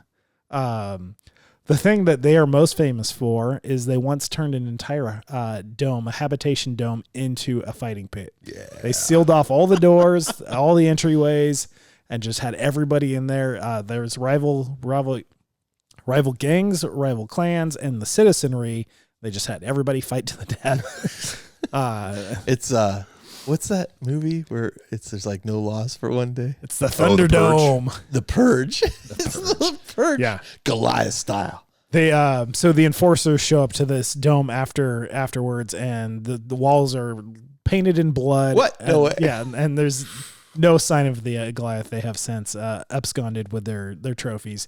The few people who did survive, they have actually been more kind of inducted into the potential of the unborn track there. That makes sense. So they prove themselves. They prove themselves, but they killed a lot of people. Yeah. And that was just entertainment for them. So savage. For me, I went with my own gang here. Yep. Rather than go like, look at this. Why wouldn't I? Why wouldn't you? Right. So my gang is known as the Smoke Boys. and they're and I went with this theme, like I don't remember how it stuck with me, where they were all like prisoners. Yeah. And so when they're painted, they're all painted like either their pants or whatever are orange, because they're supposed to be like those orange jumpsuits that penal colony jumpsuit. Yeah. Prisoners wearing. So my backstory for these guys was that they were pulled off world as prisoner slaves to work the mines in a death world. They were being pulled off world because they had become too violent in the work that they were doing in these places. So they're like, okay, well, we need these things mined. We're going to ship these guys off to this death world. They'll provide some use to that time. Well, as they're, and I always picture it almost like the Stallone version of Judge Dredd, where they've like got all these guys in a Thunderhawk or whatever, and they're going to fly them off to, this is in my head how I visualized it. And they're led by Castle, Kasle is the leader's name. And he broke free, and they ended up crashing the transport into the wastes. And they were able to make their way back through the sewers into the Underhive, where they've begun carving out like a small empire, taking slaves and muscling their others, out of their turf. And like I said, they wear this orange clothing because it's supposed to be reminiscent of like their prison time. And as I named the gang, I kind of took a playbook from Tom. Tom and I would play the historical Wild West game that GW had. Oh yeah. And Tom had this gang all named after like different alcohols. Like it was the Jack Daniels gang. And he had like every member of the gang was named a different alcohol. So my guys were all kind of named after things I would associate with prison or jail or that kind of thing. So Castle is the leader. Brick and Mortar are like his two, his two chief guys. Then you have like Throwdown, Dropkick, Lowjack. And then, of course, Loopy, I have a Zerker model, and Loopy named him Gingivitis.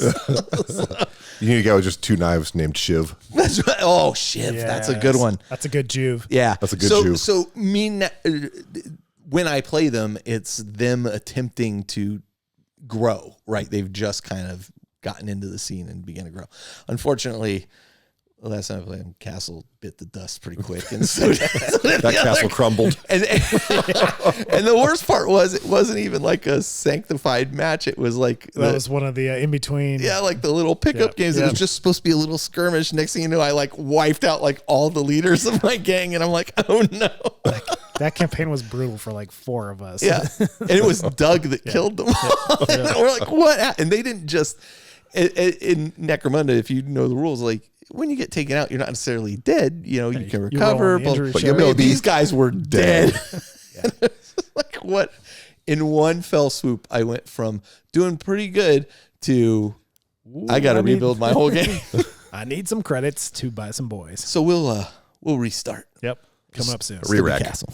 So that's my gang, and I gotta say, they're a lot of fun for me to play, and I took a lot of tips on how to play them from Campbell and Dan over at the 40K Badcast. Like I literally reached out to him like, okay, tell me now. Campbell calls me his Warhammer Ham Dad, because he and I traveled off to. I'm significantly older than Campbell. We traveled off to Europe, and he and I had connected through.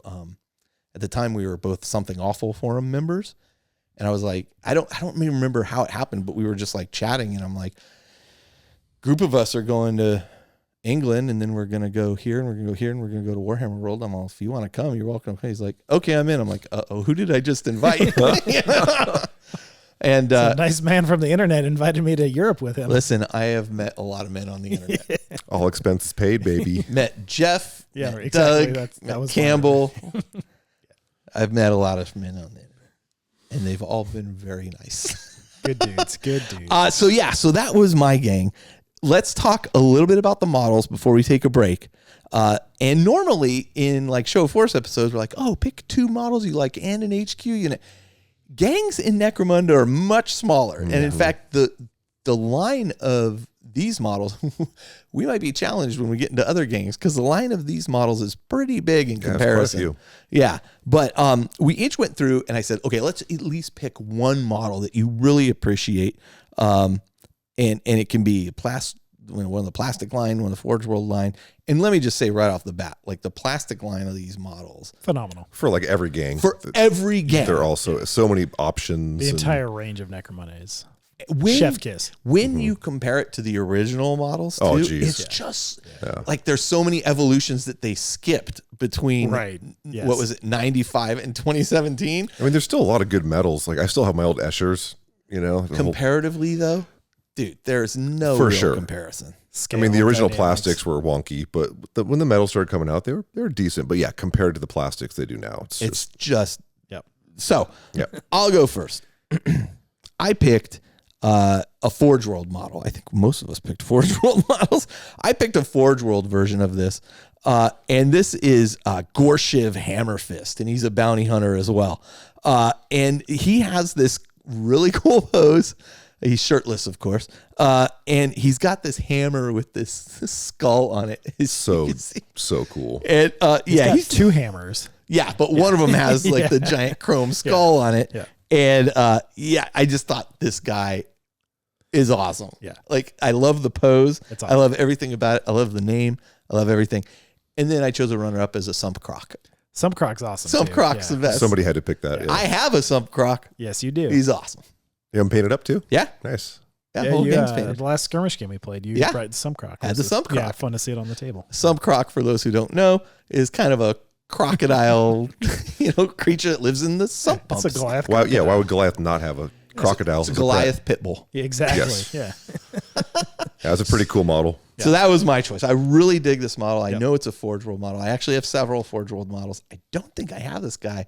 But again, as Show of Force goes, damn if this episode's not going to cost me some money. It's already cost You're already me like 20, 30 bucks in, right? for the cards. Dude, the chainsaw freaking mohawk. Yeah, dude. It's peak grimdark. And why have one hammer when you can have 2? Yeah, exactly. Josh, I have this dude. Yep. So my first pick, somebody had to pick this guy, which is the Goliath Zerker, which is just the biggest, baddest, roided guy on the market. He's ridiculous. Look how small his head is in comparison. I like how like body. one hand is really small and one hand is just like that thing just got all the stems. Yep. He's got a strong left hand. He's all left hand. He's all stranger. There's well, reference that with Campbell, and he's like, this hand's stranger and this hand's danger. Yeah, dude. And you get to choose which one's which. But I gotta say though, man, that head. The face is he's hideous. He's hideous. Because the artwork in the book on that dude is like pure Bane. Oh, he looks way meaner in the book than he does. And by the way, the artwork in this book, is so good. Yeah, his face is a little derpy, cartoony, like teenager. But overall, the model's amazing, and you could easily just snip that off and put any of the other Goliath heads on there. Yeah, because you can buy a ton of Goliath heads. But for the scale and ridiculousness of how this model goes, like it kind of fits at the same time. So it's like flavor to taste, but that model's awesome, and he's easily 30% larger than the largest Goliath model. Huge, and Goliath are about 30% larger than everybody. Is he on a 40 mil? Looks like a 40 mil. Yeah, I think so. Yeah, he is. I'll show you mine afterwards. Yeah, he's there. He's a beefy boy, and he's tough. Yeah, he's tough, as he should be. They're big, bad, and swinging hard, and you can see all like the chems and things like that on his back. There actually are rules that you can do chem injections or stem slugs, things like that, which you choose to activate when the model activates, and they just take it to 11 for what they're going to do in combat, and they get tougher, they get more attacks, everything like that. So they really come to life. They're awesome and just brutal, and he's fun. I'll tell you, he's fun to play. Yeah, they're fun to play against also, which is important. Yeah, that's such an important part of any game, I think. Yep. Right. That statement takes me back to, I played down at, I want to call it the Broadside Bash, I think in Southern California. Yes. And that was the first time I played against it. I was playing at the time my Khorne Berserker list. It was all themed like Berserkers, and I think I had demons with them. It was all Khorne themed. So probably some Land Raiders, I imagine. So I was, sure. I think, yes, of course. I think there were 2. Mm-hmm. And my point there was, it was like it wasn't going to win me any championships, this army, but boy, was it fun to play. I had demon weapons on some guys, and cool. And I played against the Tyranid army, and it was the first time I played against the Tyranid army where the large Tyranids would poop out the Termagons. Yeah, you'd roll the 3 dice, and as long as you rolled no doubles, they continued to spawn more Termagons. And this dude was like, he drew a chart, and he showed like, okay, this guy's pooping, this guy's pooping, and like he tracked the whole thing. And it was the most fun game I ever had, because it was like, how many can I kill? I don't care who wins. I was killing tons. I lost the game, but I killed tons of stuff, and it was just so feeding fun. me skulls. It was so fun to play against, though. Like I felt like I was making progress. I was not, but I felt good about it. Playing these guys is fun. Super like fun. that. Yeah. Yeah. So anyway, that model just top notch. My bonus mention here is also just the Goliath stimmer, which is from the plastic kit, the new plastic kit, because there's the base kit and then there's the expansion kit. Yep. And this is a champion level model. What they do, there's a shooty version and then there's a combat version. So something you can load these guys up, give them 2 chain axes or whatever it is, and just you point them and they go, and they have a lot of fun doing it. Give them a renderizer. Yes, you can give them 2. Renderizer. That's just my favorite word to say for the weapons that these guys get. Yeah. Renderizer. What'd you pick, Justin? I went for Ajax Gorgoth. Yes. The tank, Sexy the beast. walking tank with a metal nose, because his got bit off in the gladiatorial arenas. Just a cool model, but I was torn though too. So naturally, he just forges a new just one. made a new one. Yeah. Just all good. Drilled it in, good as new. Oh God, that sounds so gross. So dope, but just a beefy model, man. Yeah. So beefy. All of them are. But initially, like, I really liked my runner up, but it was kind of tough. I really like that base biker, the Maulers, I think they're called. Yeah, the Goliath Mauler. Yeah, those are So cool. I haven't bought any of those yet. Hang on. Oh, they already exist. So making your gang an Ashwaste gang Super easy. is you're 2 Maulers away from it. Well, also they have like ash waste conversion kits. The Forge World conversion kit gives them like I know. backpacks. And, I know. I saw it all. And bandanas because they don't need rebreathers. Bandanas. Justin, how are you not more drawn to this gang? None of them have sleeves. He's already got the I know. muscles. I know. Call me crazy. I've always, when it came to Necromunda, I always loved the Escher. But Is that your that being Dark said, Eldar though, kinda? I don't know. That being said, I'm not like too sprung on the new Escher models. Interesting. I mean, they're cool, but I do have a Delac gang, Yeah. all painted up that I was planning on joining the fun with. But when I do, it's painted. Nice. All right. So- all right. Yeah. I don't know. I'm weird. Brotherhood and sleeveless. Yeah, right. All right. Well, Spikes, metal, muscles. let's do this. We're gonna take a short break, and then we're gonna come back, and we're gonna leap into kind of how you play the game using this gang a bit, and we'll get into some more information about Black Library books, models, supporting stuff. We'll be right back. All right, and we are back for part 2 of our Underhive Faction House of Chains. Stemmed by Red Bull That's right, stemmed by Red Bull. and Stella. There you go. So the next thing we want to talk about real quick are gang units. And this is where each of us gets to pick like our favorite unit that we would put in the gang were we running the gang. Like it's kind of like, this is my must take for whatever reason. It may not even be the best unit in the game, but I like it because of X, Y, or Z. Yeah. And so I'm going to go first. Yeah, go for it. All right. A Forged Tyrant. Yeah. Now this is a leader of the gang. So it's almost You're going to want to have one. You're going to have one anyway, right? But for me, this model is just great. Of all the plastic models that they came out with, I absolutely love this model. And in particular, mine is equipped with like a power hammer and a combi plasma pistol. But the thing I love about the model is if you notice, Justin, he's got a cigar in his mouth. Mm-hmm. Yeah. Now, one of the interesting... And a chainsaw hat. And a chainsaw hat, as you do. But one of the interesting things about that cigar in his mouth... It's a bit. It is the smallest bit I have ever seen on a model.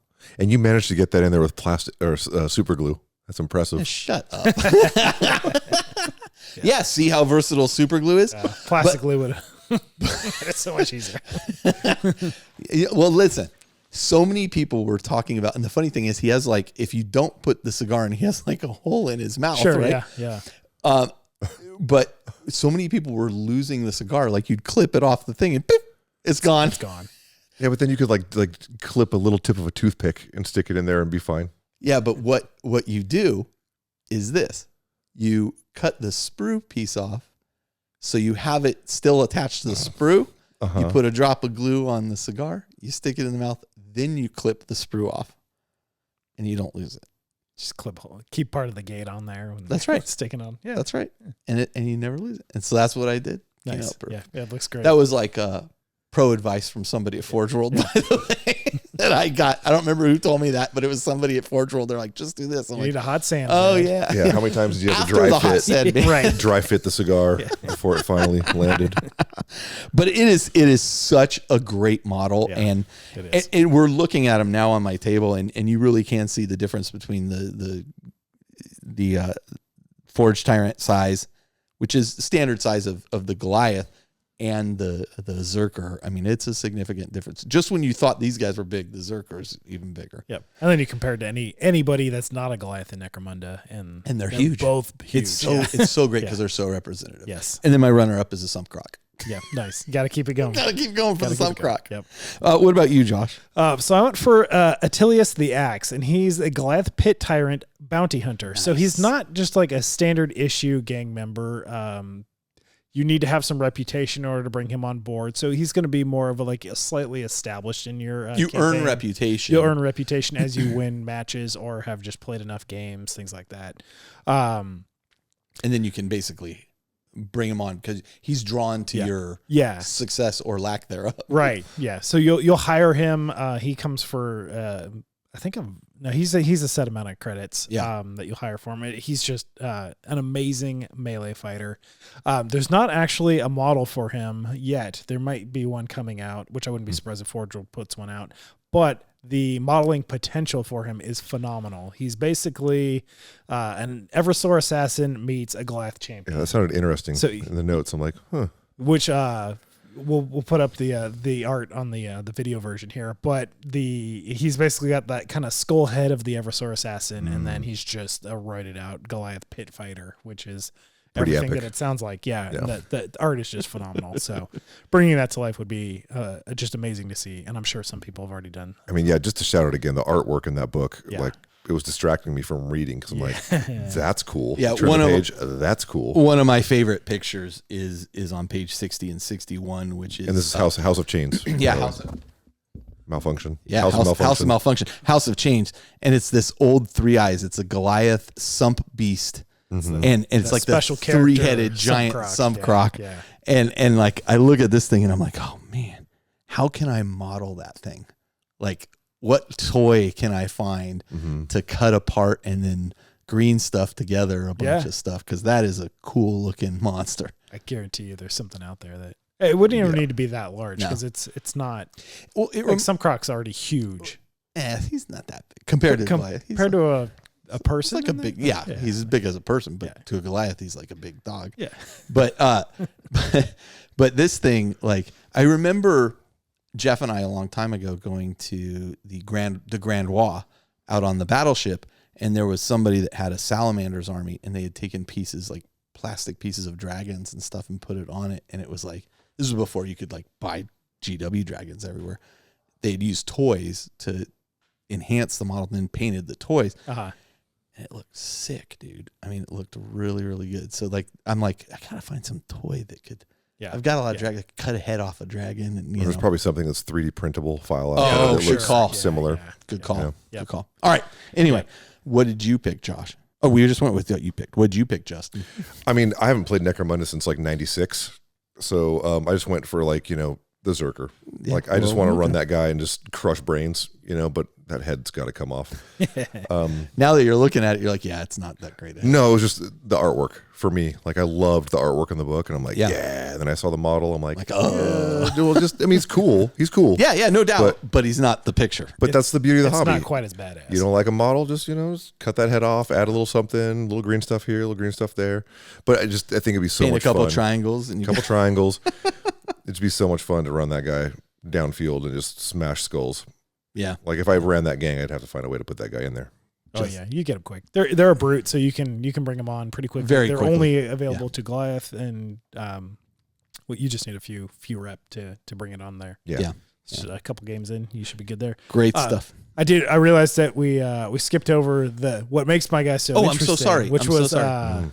He's known as the Undefeated, and so he's a pit fighter who's never actually lost. He was a forge master, so he was just kind of a tinkerer in armor, etc. And he actually cut his own arm off and replaced it with a chainsaw, essentially.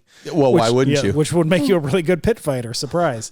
But the cool thing about him is he actually has a rule for being undefeated, in that the first time he would go out of action, you get to ignore that. Oh, that's pretty cool. Like, that's super thematic, right? Right. Which is, it's really good. Is there no one else? Yeah. Is there no one else? He's undefeated. The rule has a nice interaction in the game that actually will keep him alive. He might go out of action in other ways. Right. Flesh wounds or things like that. Or you injure him twice and he's out anyways. But just a cool little thing that makes him him. Very cool. Very cool. Well, listen, you know what? I think we need to figure out and talk about how this gang plays. And to do that, we're going to cut to our correspondent, Campbell McLaughlin, who happens to be in the Underhive right now.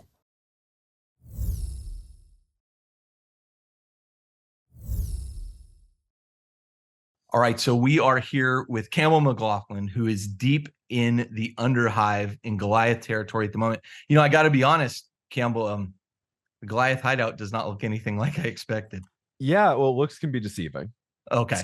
Yeah, quite a bit less forge-like than one would anticipate. Yeah, I think they're. I came in here expecting it to kind of look like the set of Soundgarden's Outshined music video, but instead there's a lot more neon and plushies than, again, initially expected. They're probably more sensitive than we really realize. Yeah, it's just a tough exterior hiding the sensitive man giant beneath. Understood. Well, thanks for joining us. We appreciate the dangerous situation you're in, but if you could help us understand a little bit more about this gang and about where they go. Josh, why don't you kick it off? Yeah, so Campbell, we are very interested in what's your perspective of Goliath are, having observed them up close and in person. What are kind of some of their characteristics that you would call defining characteristics, if you will? So I've been trying not to break kayfabe here, deeply embedded with the Goliath gang for about 10 years now. So over that time, I've seen how they've kind of developed, grown, built muscle, and so on. They are the de facto Necromunda tank and punching gang. In the way that, say, like, when you think squats, they're the dwarf archetype. They're slow, they're tough, they're armored, they're good at shooting. When you think of the corpse grinders, they're the cornate chaos archetype. They're fast, they're choppy, they're a little fragile. But Goliaths, every single one is a walking mountain of muscle and armor, and if you get too close, they will break your neck. Sounds frightening, honestly. Yeah, no, their abilities are brutal, their weapons are brutal, their fighters are brutal, their players obviously are brutal. Looking at 2 out of 3 of them here. Yeah, no, Goliaths are just they are brawn as a gang. Yeah, I think Campbell and I sit firmly in the unborn category for the Goliath gangs. Yeah. I don't remember if it's unborn or vat-born that tends to have the gene for male pattern baldness, but yeah, we're in that one. Well, either way, we both got that gene. So, yeah, and the unborn, you guys are still in the process of adapting to the Goliath. This is the first phase, losing all your hair. But actually, you do bring up another very important part of sort of like their lore, their backstory, their fluff, what have you. I'm not going to get too deep into it because we don't want to be here all day. But Goliaths are a gang that value muscle. They value might. They value strength. They are the house of chains. They are typically forge workers and giant manual laborers responsible for moving heavy stuff, carrying slag around, operating the big vats of molten metal, and so on. So in battle, they actually wear their protective gear from the forge. Their main piece of armor is forge plate. A lot of their equipment, like their giant buzzsaws and arc welder type weapons, are pieces of industrial equipment. Even their main heavy weapon, the Crumper rivet cannon, is just a big old Rosie the Riveter gun, with one of the best names in all of Warhammer. Next to the renderizer. Exactly. The renderizer serrated axe. I can't think of an industrial use for that one aside from maybe trying to renderize a whole cow into jello in about 1.5 seconds. But yeah, that's again taking on that whole idea of strength, brutality, and might. But so how do they function, how does that translate to how they play on the table? Like, how do you does it actually? I should ask you. So from a strictly stat-based sort of thing, they are tough and they are strong. They have a strength and toughness of 4, which if you're a 40k player, you're like, that's garden variety. But in Necromunda, you're often running at strength or toughness 3, or occasionally even 2 in the case of some of the prospects or fighters. So they are starting off right off the bat with really strong defensive and melee stats. That's often kind of offset with not great shooting or not great ballistic skill, pretty good weapon skill, and pretty garbage psychological stats. Like their willpower, their intelligence are terrible because these guys are thick as a brick. They are, nothing's getting through there. But conversely, because they're so stupid, their cool, which is the stat that kind of governs whether your guys run away or not, is pretty unshakable. Like they are going to be passing most of their cool checks unless your dice are running exceptionally cold, like they did occasionally when Josh and I just played. Can you speak towards some of the skills that lend themselves to that, like Nerves of Steel and that kind of cool check in combination? I mean, I was going to go for Nerves of Steel right off the bat because they have access to the ferocity table on all of their characters. So they're Forge Tyrants, they're Forge Bosses, and so on. And most of the skills in there are very tanky. So Nerves of Steel is one where if I'm building a gang and I'm feeling either power gamey or lazy, which are the two modes of thinking really here. If I'm thinking either one of those, I'll just go Nerves of Steel on them, because Nerves of Steel is one of those skills that is never not good. Because skills in Necromunda, they're like feats in D&D. They can be highly situational or they can be game-changing. Nerves of Steel is one where every time your fighter gets hit, they get pinned. That's normal for Necromunda. But with Nerves of Steel, you pass a cool check, which for Goliaths is 5+ on 2d6, which is pretty likely to pass, and you just get right back up. And when actions like charging are a double action or whatever, that means that even your up close and personal melee combatants can get up close, get knocked down, get back up again, Chumbawamba style, and charge into something and ruin its day real fast. So they keep your gang running. They keep your activations available to you, which is also pretty huge, which you can get to when we get to weaknesses later. And they just let your guys tank hits at one after another. So even some of the other ones, like I think Unstoppable is one where they can just shake off a flesh wound every turn, if I'm recalling correctly. And they have at least one more that's also pretty solid for that sort of thing. Like their skill table is pretty good from a defensive standpoint, if not necessarily always an offensive one.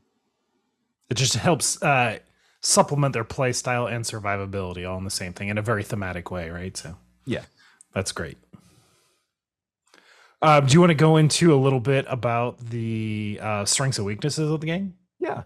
So I already kind of talked about their good stats, especially at the start of a campaign before your other gangs are trying to get like good weapons and advancements and abilities and so on.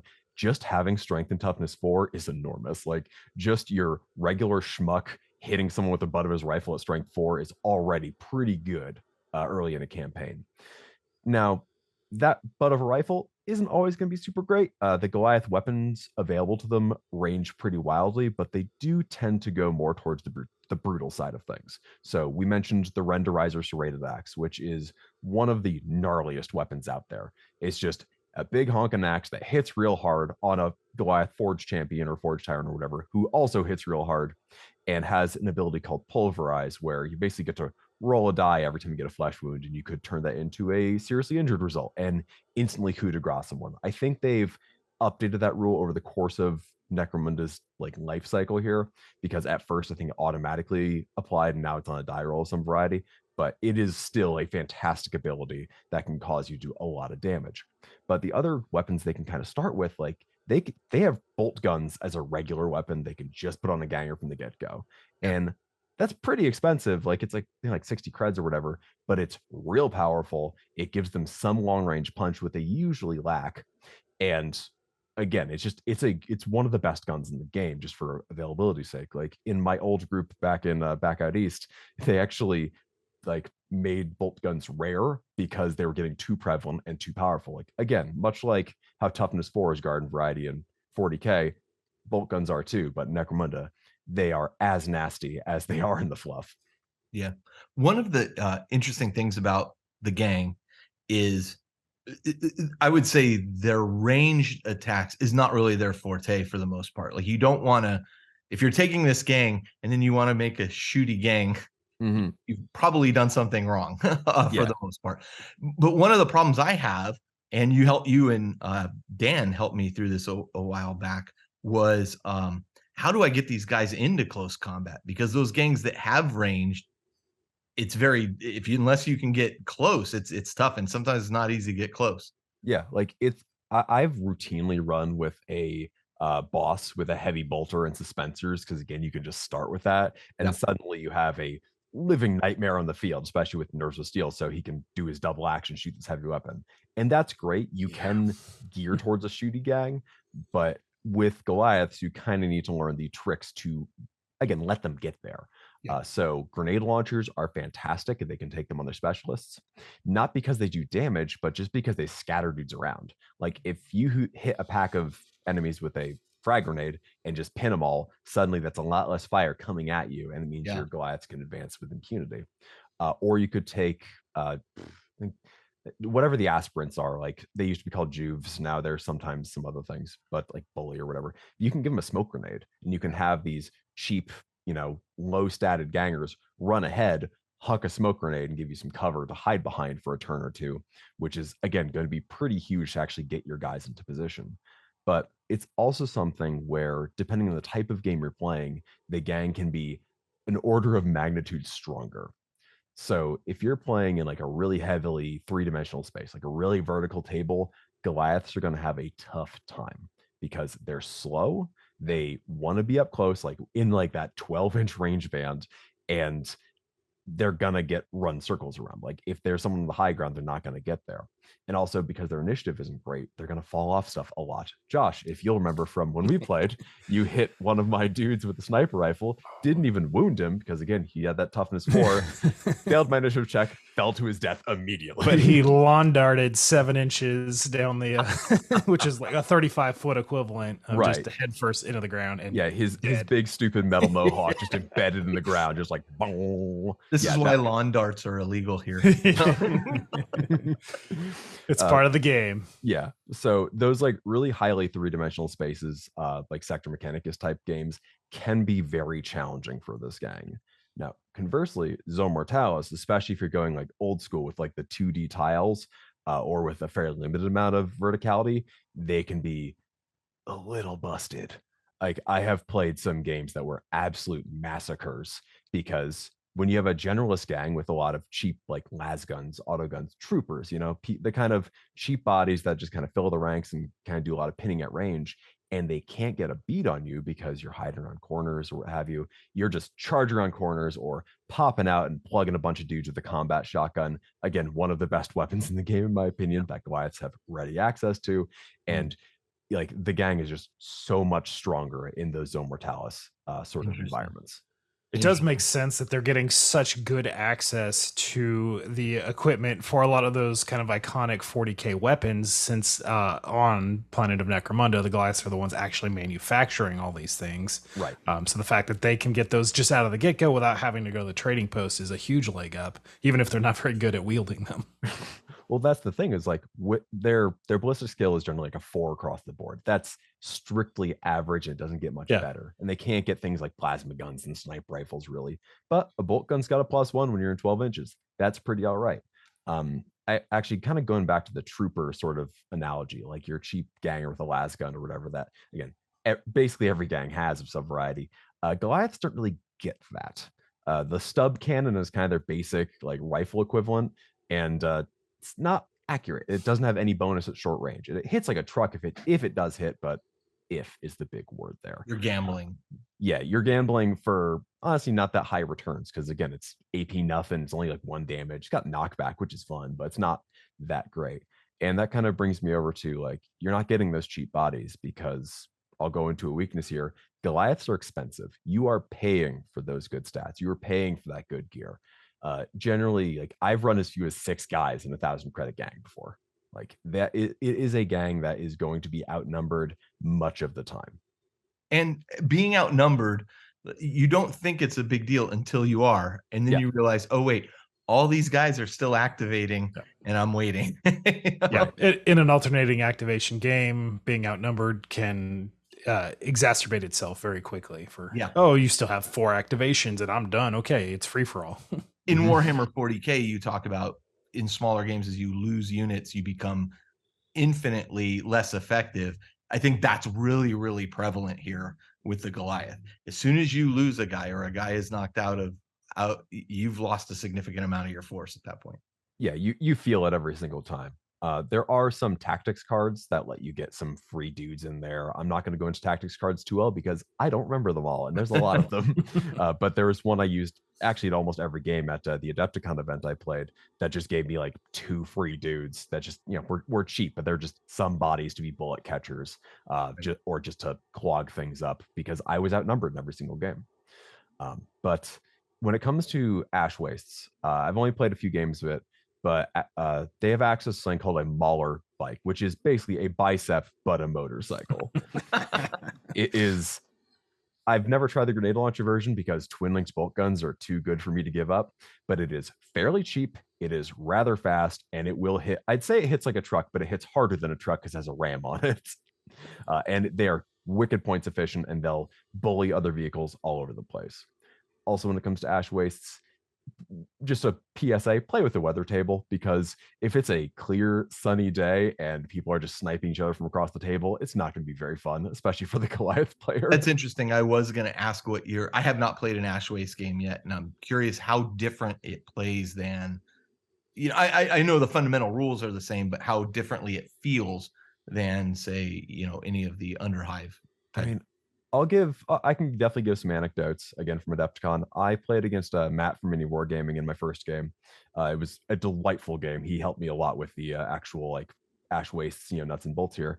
But there was a point straight out of Mad Max where my renderizer champ popped his stim slug stash, which is basically the space steroids that a lot of these Goliaths will take. I recommend taking it on every melee champion you've got because it's a once per game +2 toughness, +2 strength, and they shake off a flesh wound. Sorry, which one is that again? I need to take a note. Stim slug stash. Try saying that 5 times fast. Got it.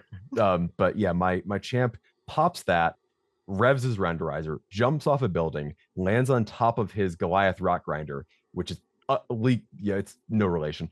Hits it with the axe, causes a boatload of damage, causes the thing to flip over, crash, and explode. And then my Goliath, because he has nerves of steel, high toughness, all the other stuff, lands on his feet, dusts himself off, and is ready for round 2. Who's next? Yeah, it was incredible. And that was like, oh, Ash Waste rules. I know this now. But we generally played with like a weather table, so there'd be limited visibility or some sort of debuffs to like long range shooting, because Goliaths are a slow gang. They are going to struggle if there's a lot of open ground. Yeah, there's so much. Yeah. Oh, sorry, go ahead. I was going to say Necromunda should be played with blob terrain. Yep. And I know Ash Waste specifically with the weather table and the Ash Waste nomads, they actually have the Stormcaller, which they actually get to manipulate the visibility on there, which is a pretty cool ability because it is. They're not particularly tough or survivable, so they really kind of need that cloak of the sandstorms in order to cover them, so they can get in where they want to be. That's my other gang. So good to know. That's my other gang. So keep taking notes, girl. So you touched a little bit on the stems there. Can you kind of give a example of what these gene enhancements are that you can take, and like what are these? So there's a whole bunch. Like every gang's got some gimmick. For Eschers, it's like mixing the drugs to shoot a guy with a needle and get him addicted to space meth or whatever. How very Dark Eldar. But here it's all like what kind of steroid cocktails you got that went into making the Goliaths or so on. So the Stim Slug stash is just kind of a general piece of war gear they all got. And there's also a combat drug that Stimmers and Zerkers have just kind of like built into their profile, where you roll a die, you might get more attacks, you might lose some attacks, whatever. It's all cool. It's pretty easy to kind of memorize. But you mentioned early on, there's Vatborn and Natborn. There are these and Unborn. So there's all these different tables that you can kind of go into when you create your gang, and you can do gene smithing. And this lets you figure out a whole bunch of buffs and debuffs with associated points, costs, or credits. And you can really, really tweak your gang how you want here. And there are so many dang options. Like there's like 3 double-page spreads of these things, and they kind of all cater to something different. So, I think the Natborn caters more towards like intelligence and willpower, Makes and sense. like as opposed to cool, while Unborn goes more for skills and so on. So you can kind of really adjust the gang to play to your particular play style, which is really cool, but also can be very intimidating. Like there's a lot to go through. Yeah. Because Necromunda is already a game with a lot of, there's a lot to think about when you build your gang to begin with, and suddenly adding this whole other layer to it can make things more complex. Yeah, I think that's why I haven't used them so far. And until we started doing the show, and we were talking earlier about Natborn, Vatborn, all that. But until doing this show, like I didn't even realize this was a section. I really went kind of deeper than I'd ever gone with Goliath before. I'd bought the House of Chains book, but I hadn't gone and read the whole thing. And I did in preparation for this. And you're right, it can be overwhelming. I mean, I think advice I would give is start without some of that, ease yourself into it. Yeah. Much like you would with Warhammer 40,000, you're not pulling out all the stops of every army right away. Right. You're learning the basics, and then you're adding layer upon layer. But not only is that very, very cool from a rules perspective, like how thematic is it that you're literally in there like a cocktail, mixing your guys and mixing the drugs that they're going to use. It's brilliant. It's brilliant. No, when we're done here, I'm going to go convert my Goliath mixologist. Nice. I'm going to make sure he's got a nice wig wax mustache on there. He's going to be insufferable. Half them already have suspenders anyway. But it is really cool, because Goliaths are gene forged, vat grown, like they are a cloned, grown sort of servant class in Necromunda. So again, it's not a place you want to live, but it does mean you can really customize them. And I would say that when you do get around to using those rules, or if you do, you don't have to, I would just take it one at a time. Like okay, I'm gonna play in a game this week. I'm gonna put together a gang with like, all right, my boss is gonna take the +1 toughness upgrade, and my champ is gonna take the +1 wound upgrade. I'm not gonna think too hard, because thinking too hard is very un-Goliath. I don't recommend it. Embrace it. I think it's worth noting too that there are limitations for how many upgrades you can take based upon the type of model.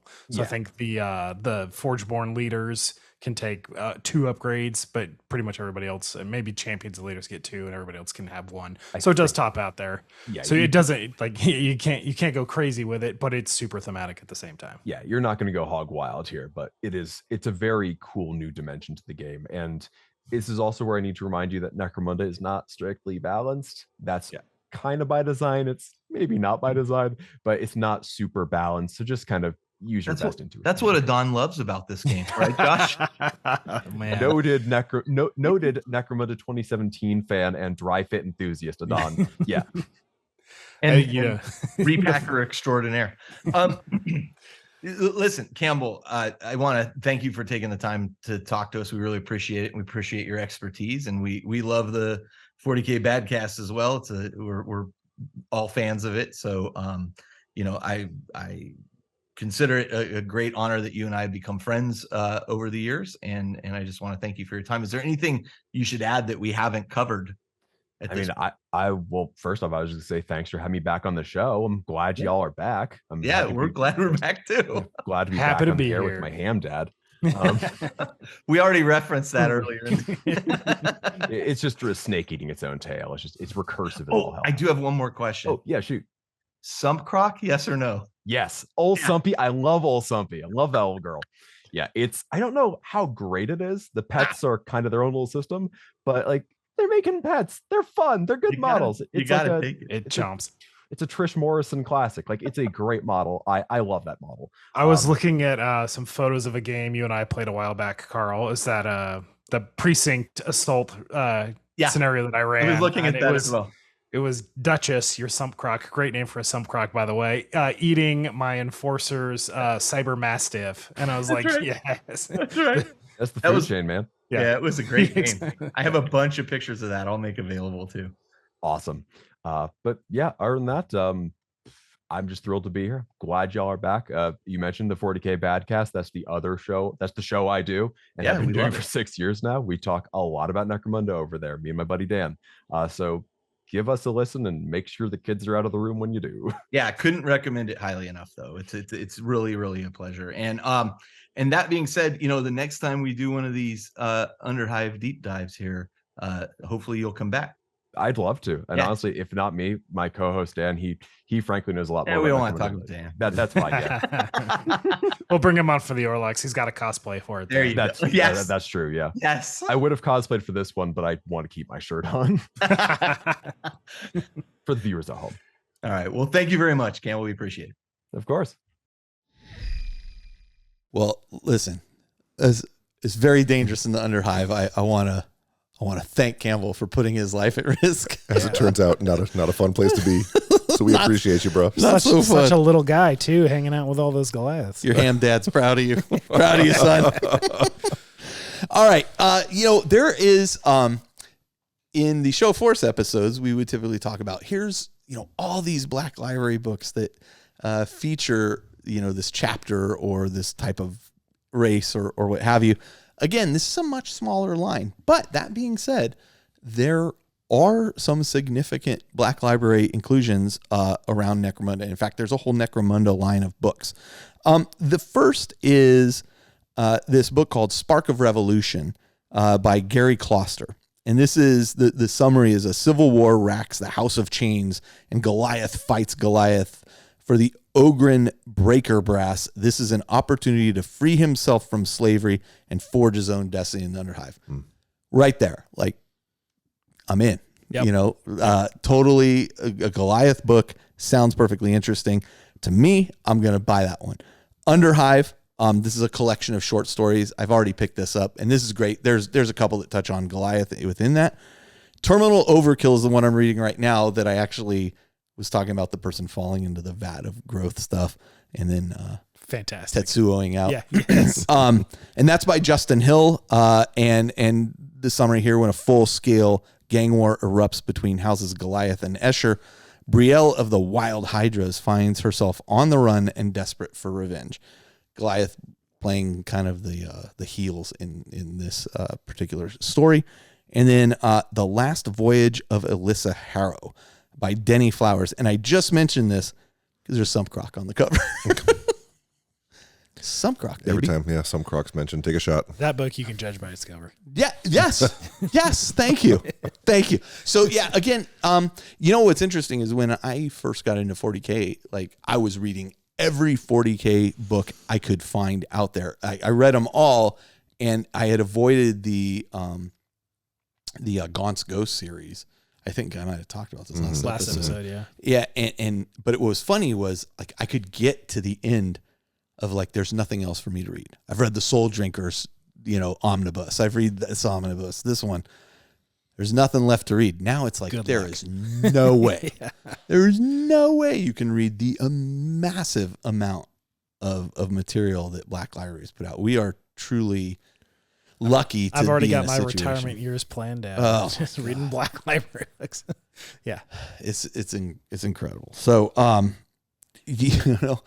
and while we're talking about Black Library books, I just have to make a quick pitch for something totally non-40K related, because I've gotten Ed Brown and John French into this series, and there's a series on Audible. You can actually buy the books, but trust me, go the Audible route for these because the reader is phenomenal and does like multitude of voices. But there's a series called Dungeon Crawler Carl. And it is I heard that's what I said. I had to buy it because of the name. I listened to it. Carl. Then I listened to book 2, book 3, book 4, book 5. And John French and Ed are now like, oh my God, I can't stop listening to this. It's like it's like the greatest thing ever. It is such a dumb premise. It's like aliens come to Earth, flatten everything on the planet, but build a dungeon underneath the world. And this guy, Carl, happened to be like outside, so he didn't get smashed with everything, goes into this dungeon along with his ex-girlfriend's cat named Donut. And the cat like gains sentience and can talk. And you're like, that is the stupidest thing I've ever heard. And trust me, I hear what you're saying. I hear what you're saying. It's wildly entertaining. But my God, it is the best series ever. Like I support the guy through Patreon. I cannot wait for the next thing to come out. I'll check it out. It is some of the fun, like laugh out loud funny stuff in it. I promise you, you will not be disappointed. Dungeon Crawl Carl. Right. I'm going to put that in the show notes. Yeah. Okay. Not Black Library, but my God, they should get this guy to write Black Library stuff. Okay. So anyway, moving on. Supporting supplements for this. Again, there's not a huge range of stuff. You know, it's funny. I saw somebody make a post recently that said, I got in Necromunda because somebody said it would be cheaper than 40K. And then they showed like all the Necromunda books. Then you get all the specialist games books. Oh my God. And they're beautiful. Like these are great books. Yeah. You're going to spend some money though. But for Goliath in particular, you have obviously the core books, but then you have the Ash Waste, which adds Goliath to Ash Waste. Yep. You have the Aranthian Succession, Cinderak Burning. And this first one focuses more on Goliath than the subsequent one, which is the Aranthian Succession, the Vaults of Temenos. Yeah, that's actually an expansion of the lore. It's progressing the timeline of Necromunda, but the first one, I believe, is what actually introduced the Goliath Maulers, the vehicles for Ash Waste. Yep, that is absolutely correct. That is absolutely correct. And then next we have Forge World support for this. Now, GW has gone through a lot of changes. Forge World is not quite what it used to be. Now it's more like special. I think they don't even. I think they're more focused now. Specialist games is what they're really calling themselves for the most Seems part. like they're in a weird state right now. They're in a state of flux, and so they're really focused on boxed games. And a lot of their units are being like discontinued in Yes, yeah. But a lot of those are coming out as plastic. mostly now. competitive play. Yeah, or some are coming out- Legends or whatever. Yes, but they're moving to Legends. That's a whole story for a whole nother thing. I know. Save it for 10th. Yeah, but and listen, you know, when you run a business and you have a lot of SKUs, it becomes problematic when things aren't moving. Blah blah blah. Whatever. Right. Whatever. Whatever. Okay, so Forge World Sorry support. to derail. No, that's fine. That's totally fine. It's a valid topic. Yeah. That's gonna throw us off here. Yeah. But for Necromunda, it kind of originates from the Specialist Games line, which is really Forge World, or what Forge World was. Right. And so it makes sense that there's a lot of support from Forge World. For example, we talked about some of these already, but Ajax Gorgoth, the Lord of the Fist, who's also a hired gun. And you'll see that a lot of these are. Yeah, he's one of the alphas. So there's a lot of the big name personalities brought to life in amazing models that And they keep adding to them. They keep adding to like 4 of these just released in the last handful of months, like this year. And those models are amazing. Yeah. Definitely worth checking out. The Goliath Ash Waste upgrades, we talked about those already. So kind of bringing, you want Goliath, but they live out in the Ash Waste. Yeah. These can add some theme character. them that way. Yeah, exactly. Yeah. Goliath Champion with Renderizer. Yes. So You awesome. gotta have it. Durgan Killfist, the Outlaw Bounty Hunter. Yep. Axe and Hammer, the Outlaw Goliath House Agent. The Goliath Sumpcroc. Sumpcroc. The Zerker, of course. Yep. Which we've talked about. Yep. Gorshiv Hammerfist, the Bounty Hunter. And this is an important one, and they've done this for many of them, is the Goliath Heads upgrade set. And this is just great because you surprised at how much difference just the head swaps make on these guys. What's the focal point of the model? Right. And so that's a good point. So you have you can buy one pack of these things and You're good for a game. You're totally good. Yep. You're totally good, but it'll just add that one little piece of uniqueness to whichever model you've combined that head with. So there are weapons kits too. They've also since the original resin weapons kits were made by Forge World, they have released GW Prime has put out a plastic weapon kit, which just supplements more of the options you can find in. And it's so helpful. In the Underhive, which so helpful. Gives a lot more length to those the base kit. Do you magnetize any of your minis, or I have you just plastic every option glue you them get. together? It's 25 models. I'm like, I'll just build it. Yeah. I mean, you could go through the process of magnetizing some weapons some would of obviously it. be easier than others. Yeah, what's interesting. Speaking of that, like I backed a Kickstarter for some like D&D minis that were, your character evolves. So like they would sell you all the packs of weapons that came with the character and the tiny magnets that go on with. By the way, I didn't know you can clip magnets in half when they're that thin. You can actually cut them pretty easily. so I was showing Travis and those guys like these models where these tiny magnets they're designed to like, oh, now he's holding a staff, now he's holding a wand, or now he's holding a torch, or whatever. But it's designed specifically for that, which makes it a whole lot easier. These guys are not really designed for it. Like switching between this, I mean, the pistols, I'm sure you could find a way to clip them in such a way that it worked, but just the hassle versus just buy another box and just do the thing. I mean, as much if as you it want sounds, every option, you're in for 20 models, and that'll cover all the bases you really ever need. And that's probably a couple $100 by that point, right? Well, more of the books, the boxes, the models are what they're like $50, $60 a gang, something like that. Yeah, 50, 60 US. bucks. So you need 2 of those plus you're gonna be in a couple $100. But then that's it. It's also worth stating until they release the new one. For if you just want to play a base gang, 1 box is all you need. Like this is very true, and you are able to play the game. New Delac, and that's all you need from there. That's all you need, and then you can decide. Well, I want to represent this guy? If you get into a campaign and your guy gets a bionic arm or whatever, like okay, I'm gonna buy another box and I want to model this guy now, or like I got this weapon in the trading post and things like that. I seem to remember back in the day when we were playing, like you get an upgrade, and like next time we would meet up, I had to like clip something off, and that was the old school, or like even like he took a wound and we would like paint like little scars or whatever. We were kids with nothing but time. Yeah. All right. So this game specifically, though, like what makes it fun, what makes it unique from my perspective, like I could have picked any gang out there, and actually I kind of landed. To be fair, I kind of landed on Goliath because it was one of the gangs that came with the base set, and I was just like, I don't know if I'm gonna like this. Okay, I'll play this gang. And then next thing you know, I was like, I really kind of dig these guys. I lucked out in that case. Like I like the way they play. My first 40K army was Space Marines, as many people. It wasn't until I played Chaos that I'm like, I really don't like the way Space Marines play. I really enjoy these aspects. I got lucky in this case. Like I landed at the right army for me.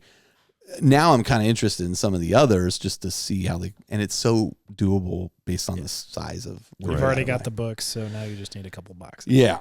So, for me in close combat, they are devastating. Like they are super fun. Like once you get them into close combat, they really tear it up. And I also really they speak to the lore. When you're playing with them. Do, without it. I think all the armies play very well to the lore. Gangs. Freaking heck yeah. Yeah. Gangs, but apparently Goliath are basically an army now. They're taking over. They're going to have their own planet. Yeah, there you go. They're just playing the waiting game. All right. And they're lifting the weights. So I really also enjoy the use of heavy weapons and range combat and that kind of thing. And so they have some opportunities there to fire some they're terrible at it, but but really the trick is getting them into that close combat. And that's where I like reach out to Campbell and Dan. I'm like, how do I get them in? Oh, throw smoke grenades, No drop pods. Damn it. So yeah. I think it's a super fun army to play or gang to play for that perspective. Yeah, absolutely. Couldn't agree more. Yeah. Any other thoughts there? No, that's. Yeah. Well, for me, they are the orcs of Necromunda. Okay. Like that's insulting, and now I'm gonna have to roid crush your head. So they're the orcs of Necromunda, but less intelligent. Oh, but still cunning. They're still cunning. Oh my God! Cunning. I'm gonna come Cunning, across this but table. brutal. Cunning. Yeah. So they, the bigger, the better, the stronger, the leader. Like they have that same hierarchy. They just want to just run forward and get into combat. The beautiful thing about them is that you can get that orky fun vibe of just running, charging into combat. But as we just discussed, you need 10 to 20 models instead of painting 300 green orcs for your green tide. Like you get that kind of feel. It checks a lot of those same boxes. They're terrible at shooting. They're great in combat. They're super tough. They're actually tough to 4 almost across the board. They're fairly survivable in that regard. Makes them, that's a big deal in Necromunda, which most gangs are toughness 3 and most weapons are strength 3. Yeah. So yeah. T4 is a big deal. It adds a lot to survivability. And they're just super fun, very straightforward how they want to play. They just want to run forward and get in that fight. So hard to go wrong with that. Mm-hmm. Justin? Basically what you guys just said, but I just love the Mad Max vibes from this whole gang. And the simplicity of just rush forward, crush skulls. Sometimes that's nice. I would say it's like turning your brain off, but it's not like this game. Yeah. There's a lot of thought Every that goes piece into still- just rushing forward. Right. Yeah. But they just seem like just a fun experience. And I think the important thing is, as you were talking about the Zerker, they're fun to fight against too. Yeah. They're fun on both sides of the table. Yeah. Absolutely. All right. Well, listen, we're going to move away from this for just a minute. We're going to come back and then we're going to close out the show. What do you think about that? I think Deal. that's a great idea. All right.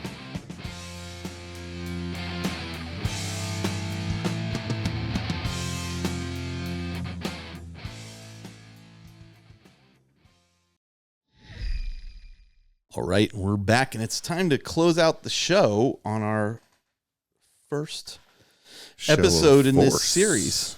Show of gangs. No, it's I should have called it Show of Gangs. That would have been good. Instead, I called it Underhive Factions. I don't know. That's way better. Probably better than Show of Gangs. Yeah. So we've got a few final message here. You guys got any final thoughts you want to throw out there? Play Necromunda. It's awesome. It's worth it. I want to play Necromunda now. Yeah. And then just honestly, I'm just really humbled, and there's already been a ton of people from the IC podcast community that have donated to my terrible situation, and I can't thank you guys and gals enough. Carl, thank you so much for posting that on the community. Dude, we love you, man. Right? And I love you too, brother. you're a great friend.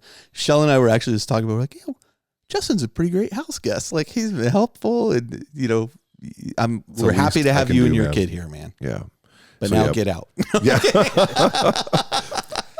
2 days, man. I'm out. It's fine. If you need, And much And let love us to know if you you and need to Shell come back. for let me in. I knocked on your door at 5:30 in the Yep. morning or something. Totally I'm like, fine. hey, dude, can I sleep here?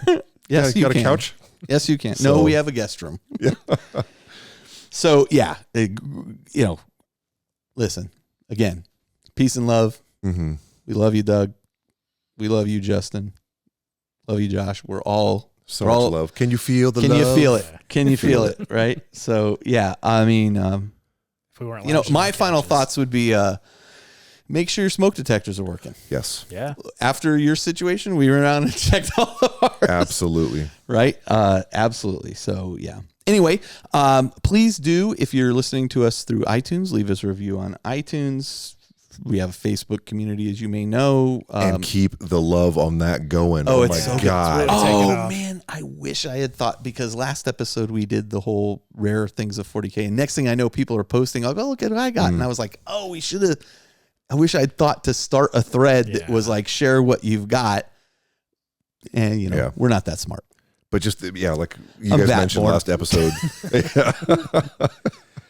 I'm unborn.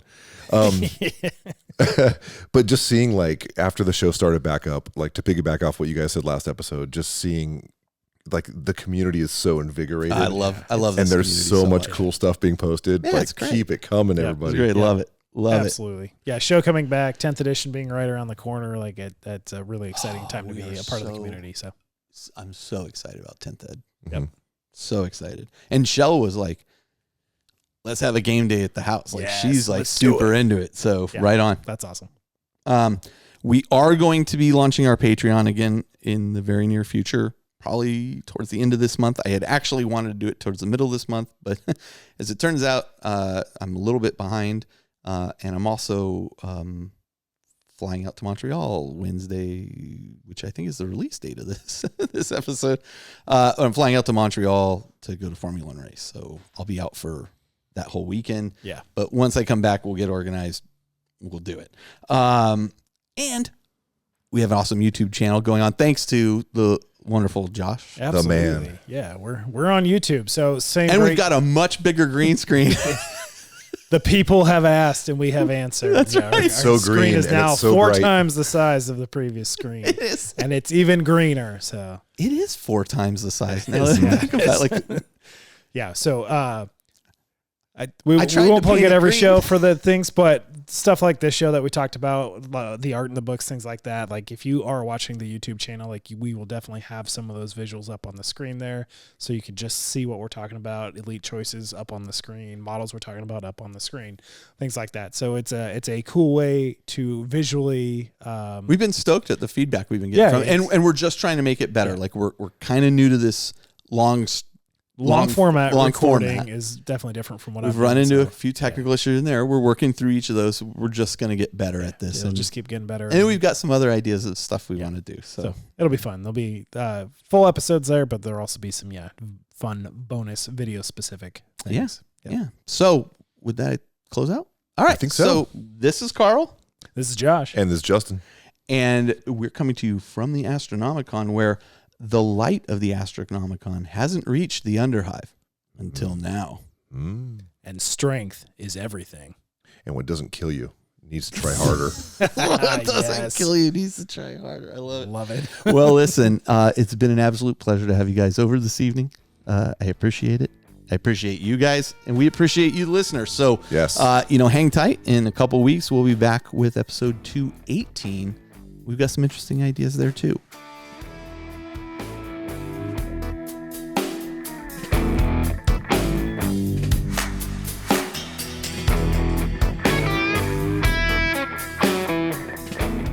This episode of The Independent Characters is protected by the Creative Commons license. If you have further questions as to its use, you can find information on the front page at theindependentcharacters.com.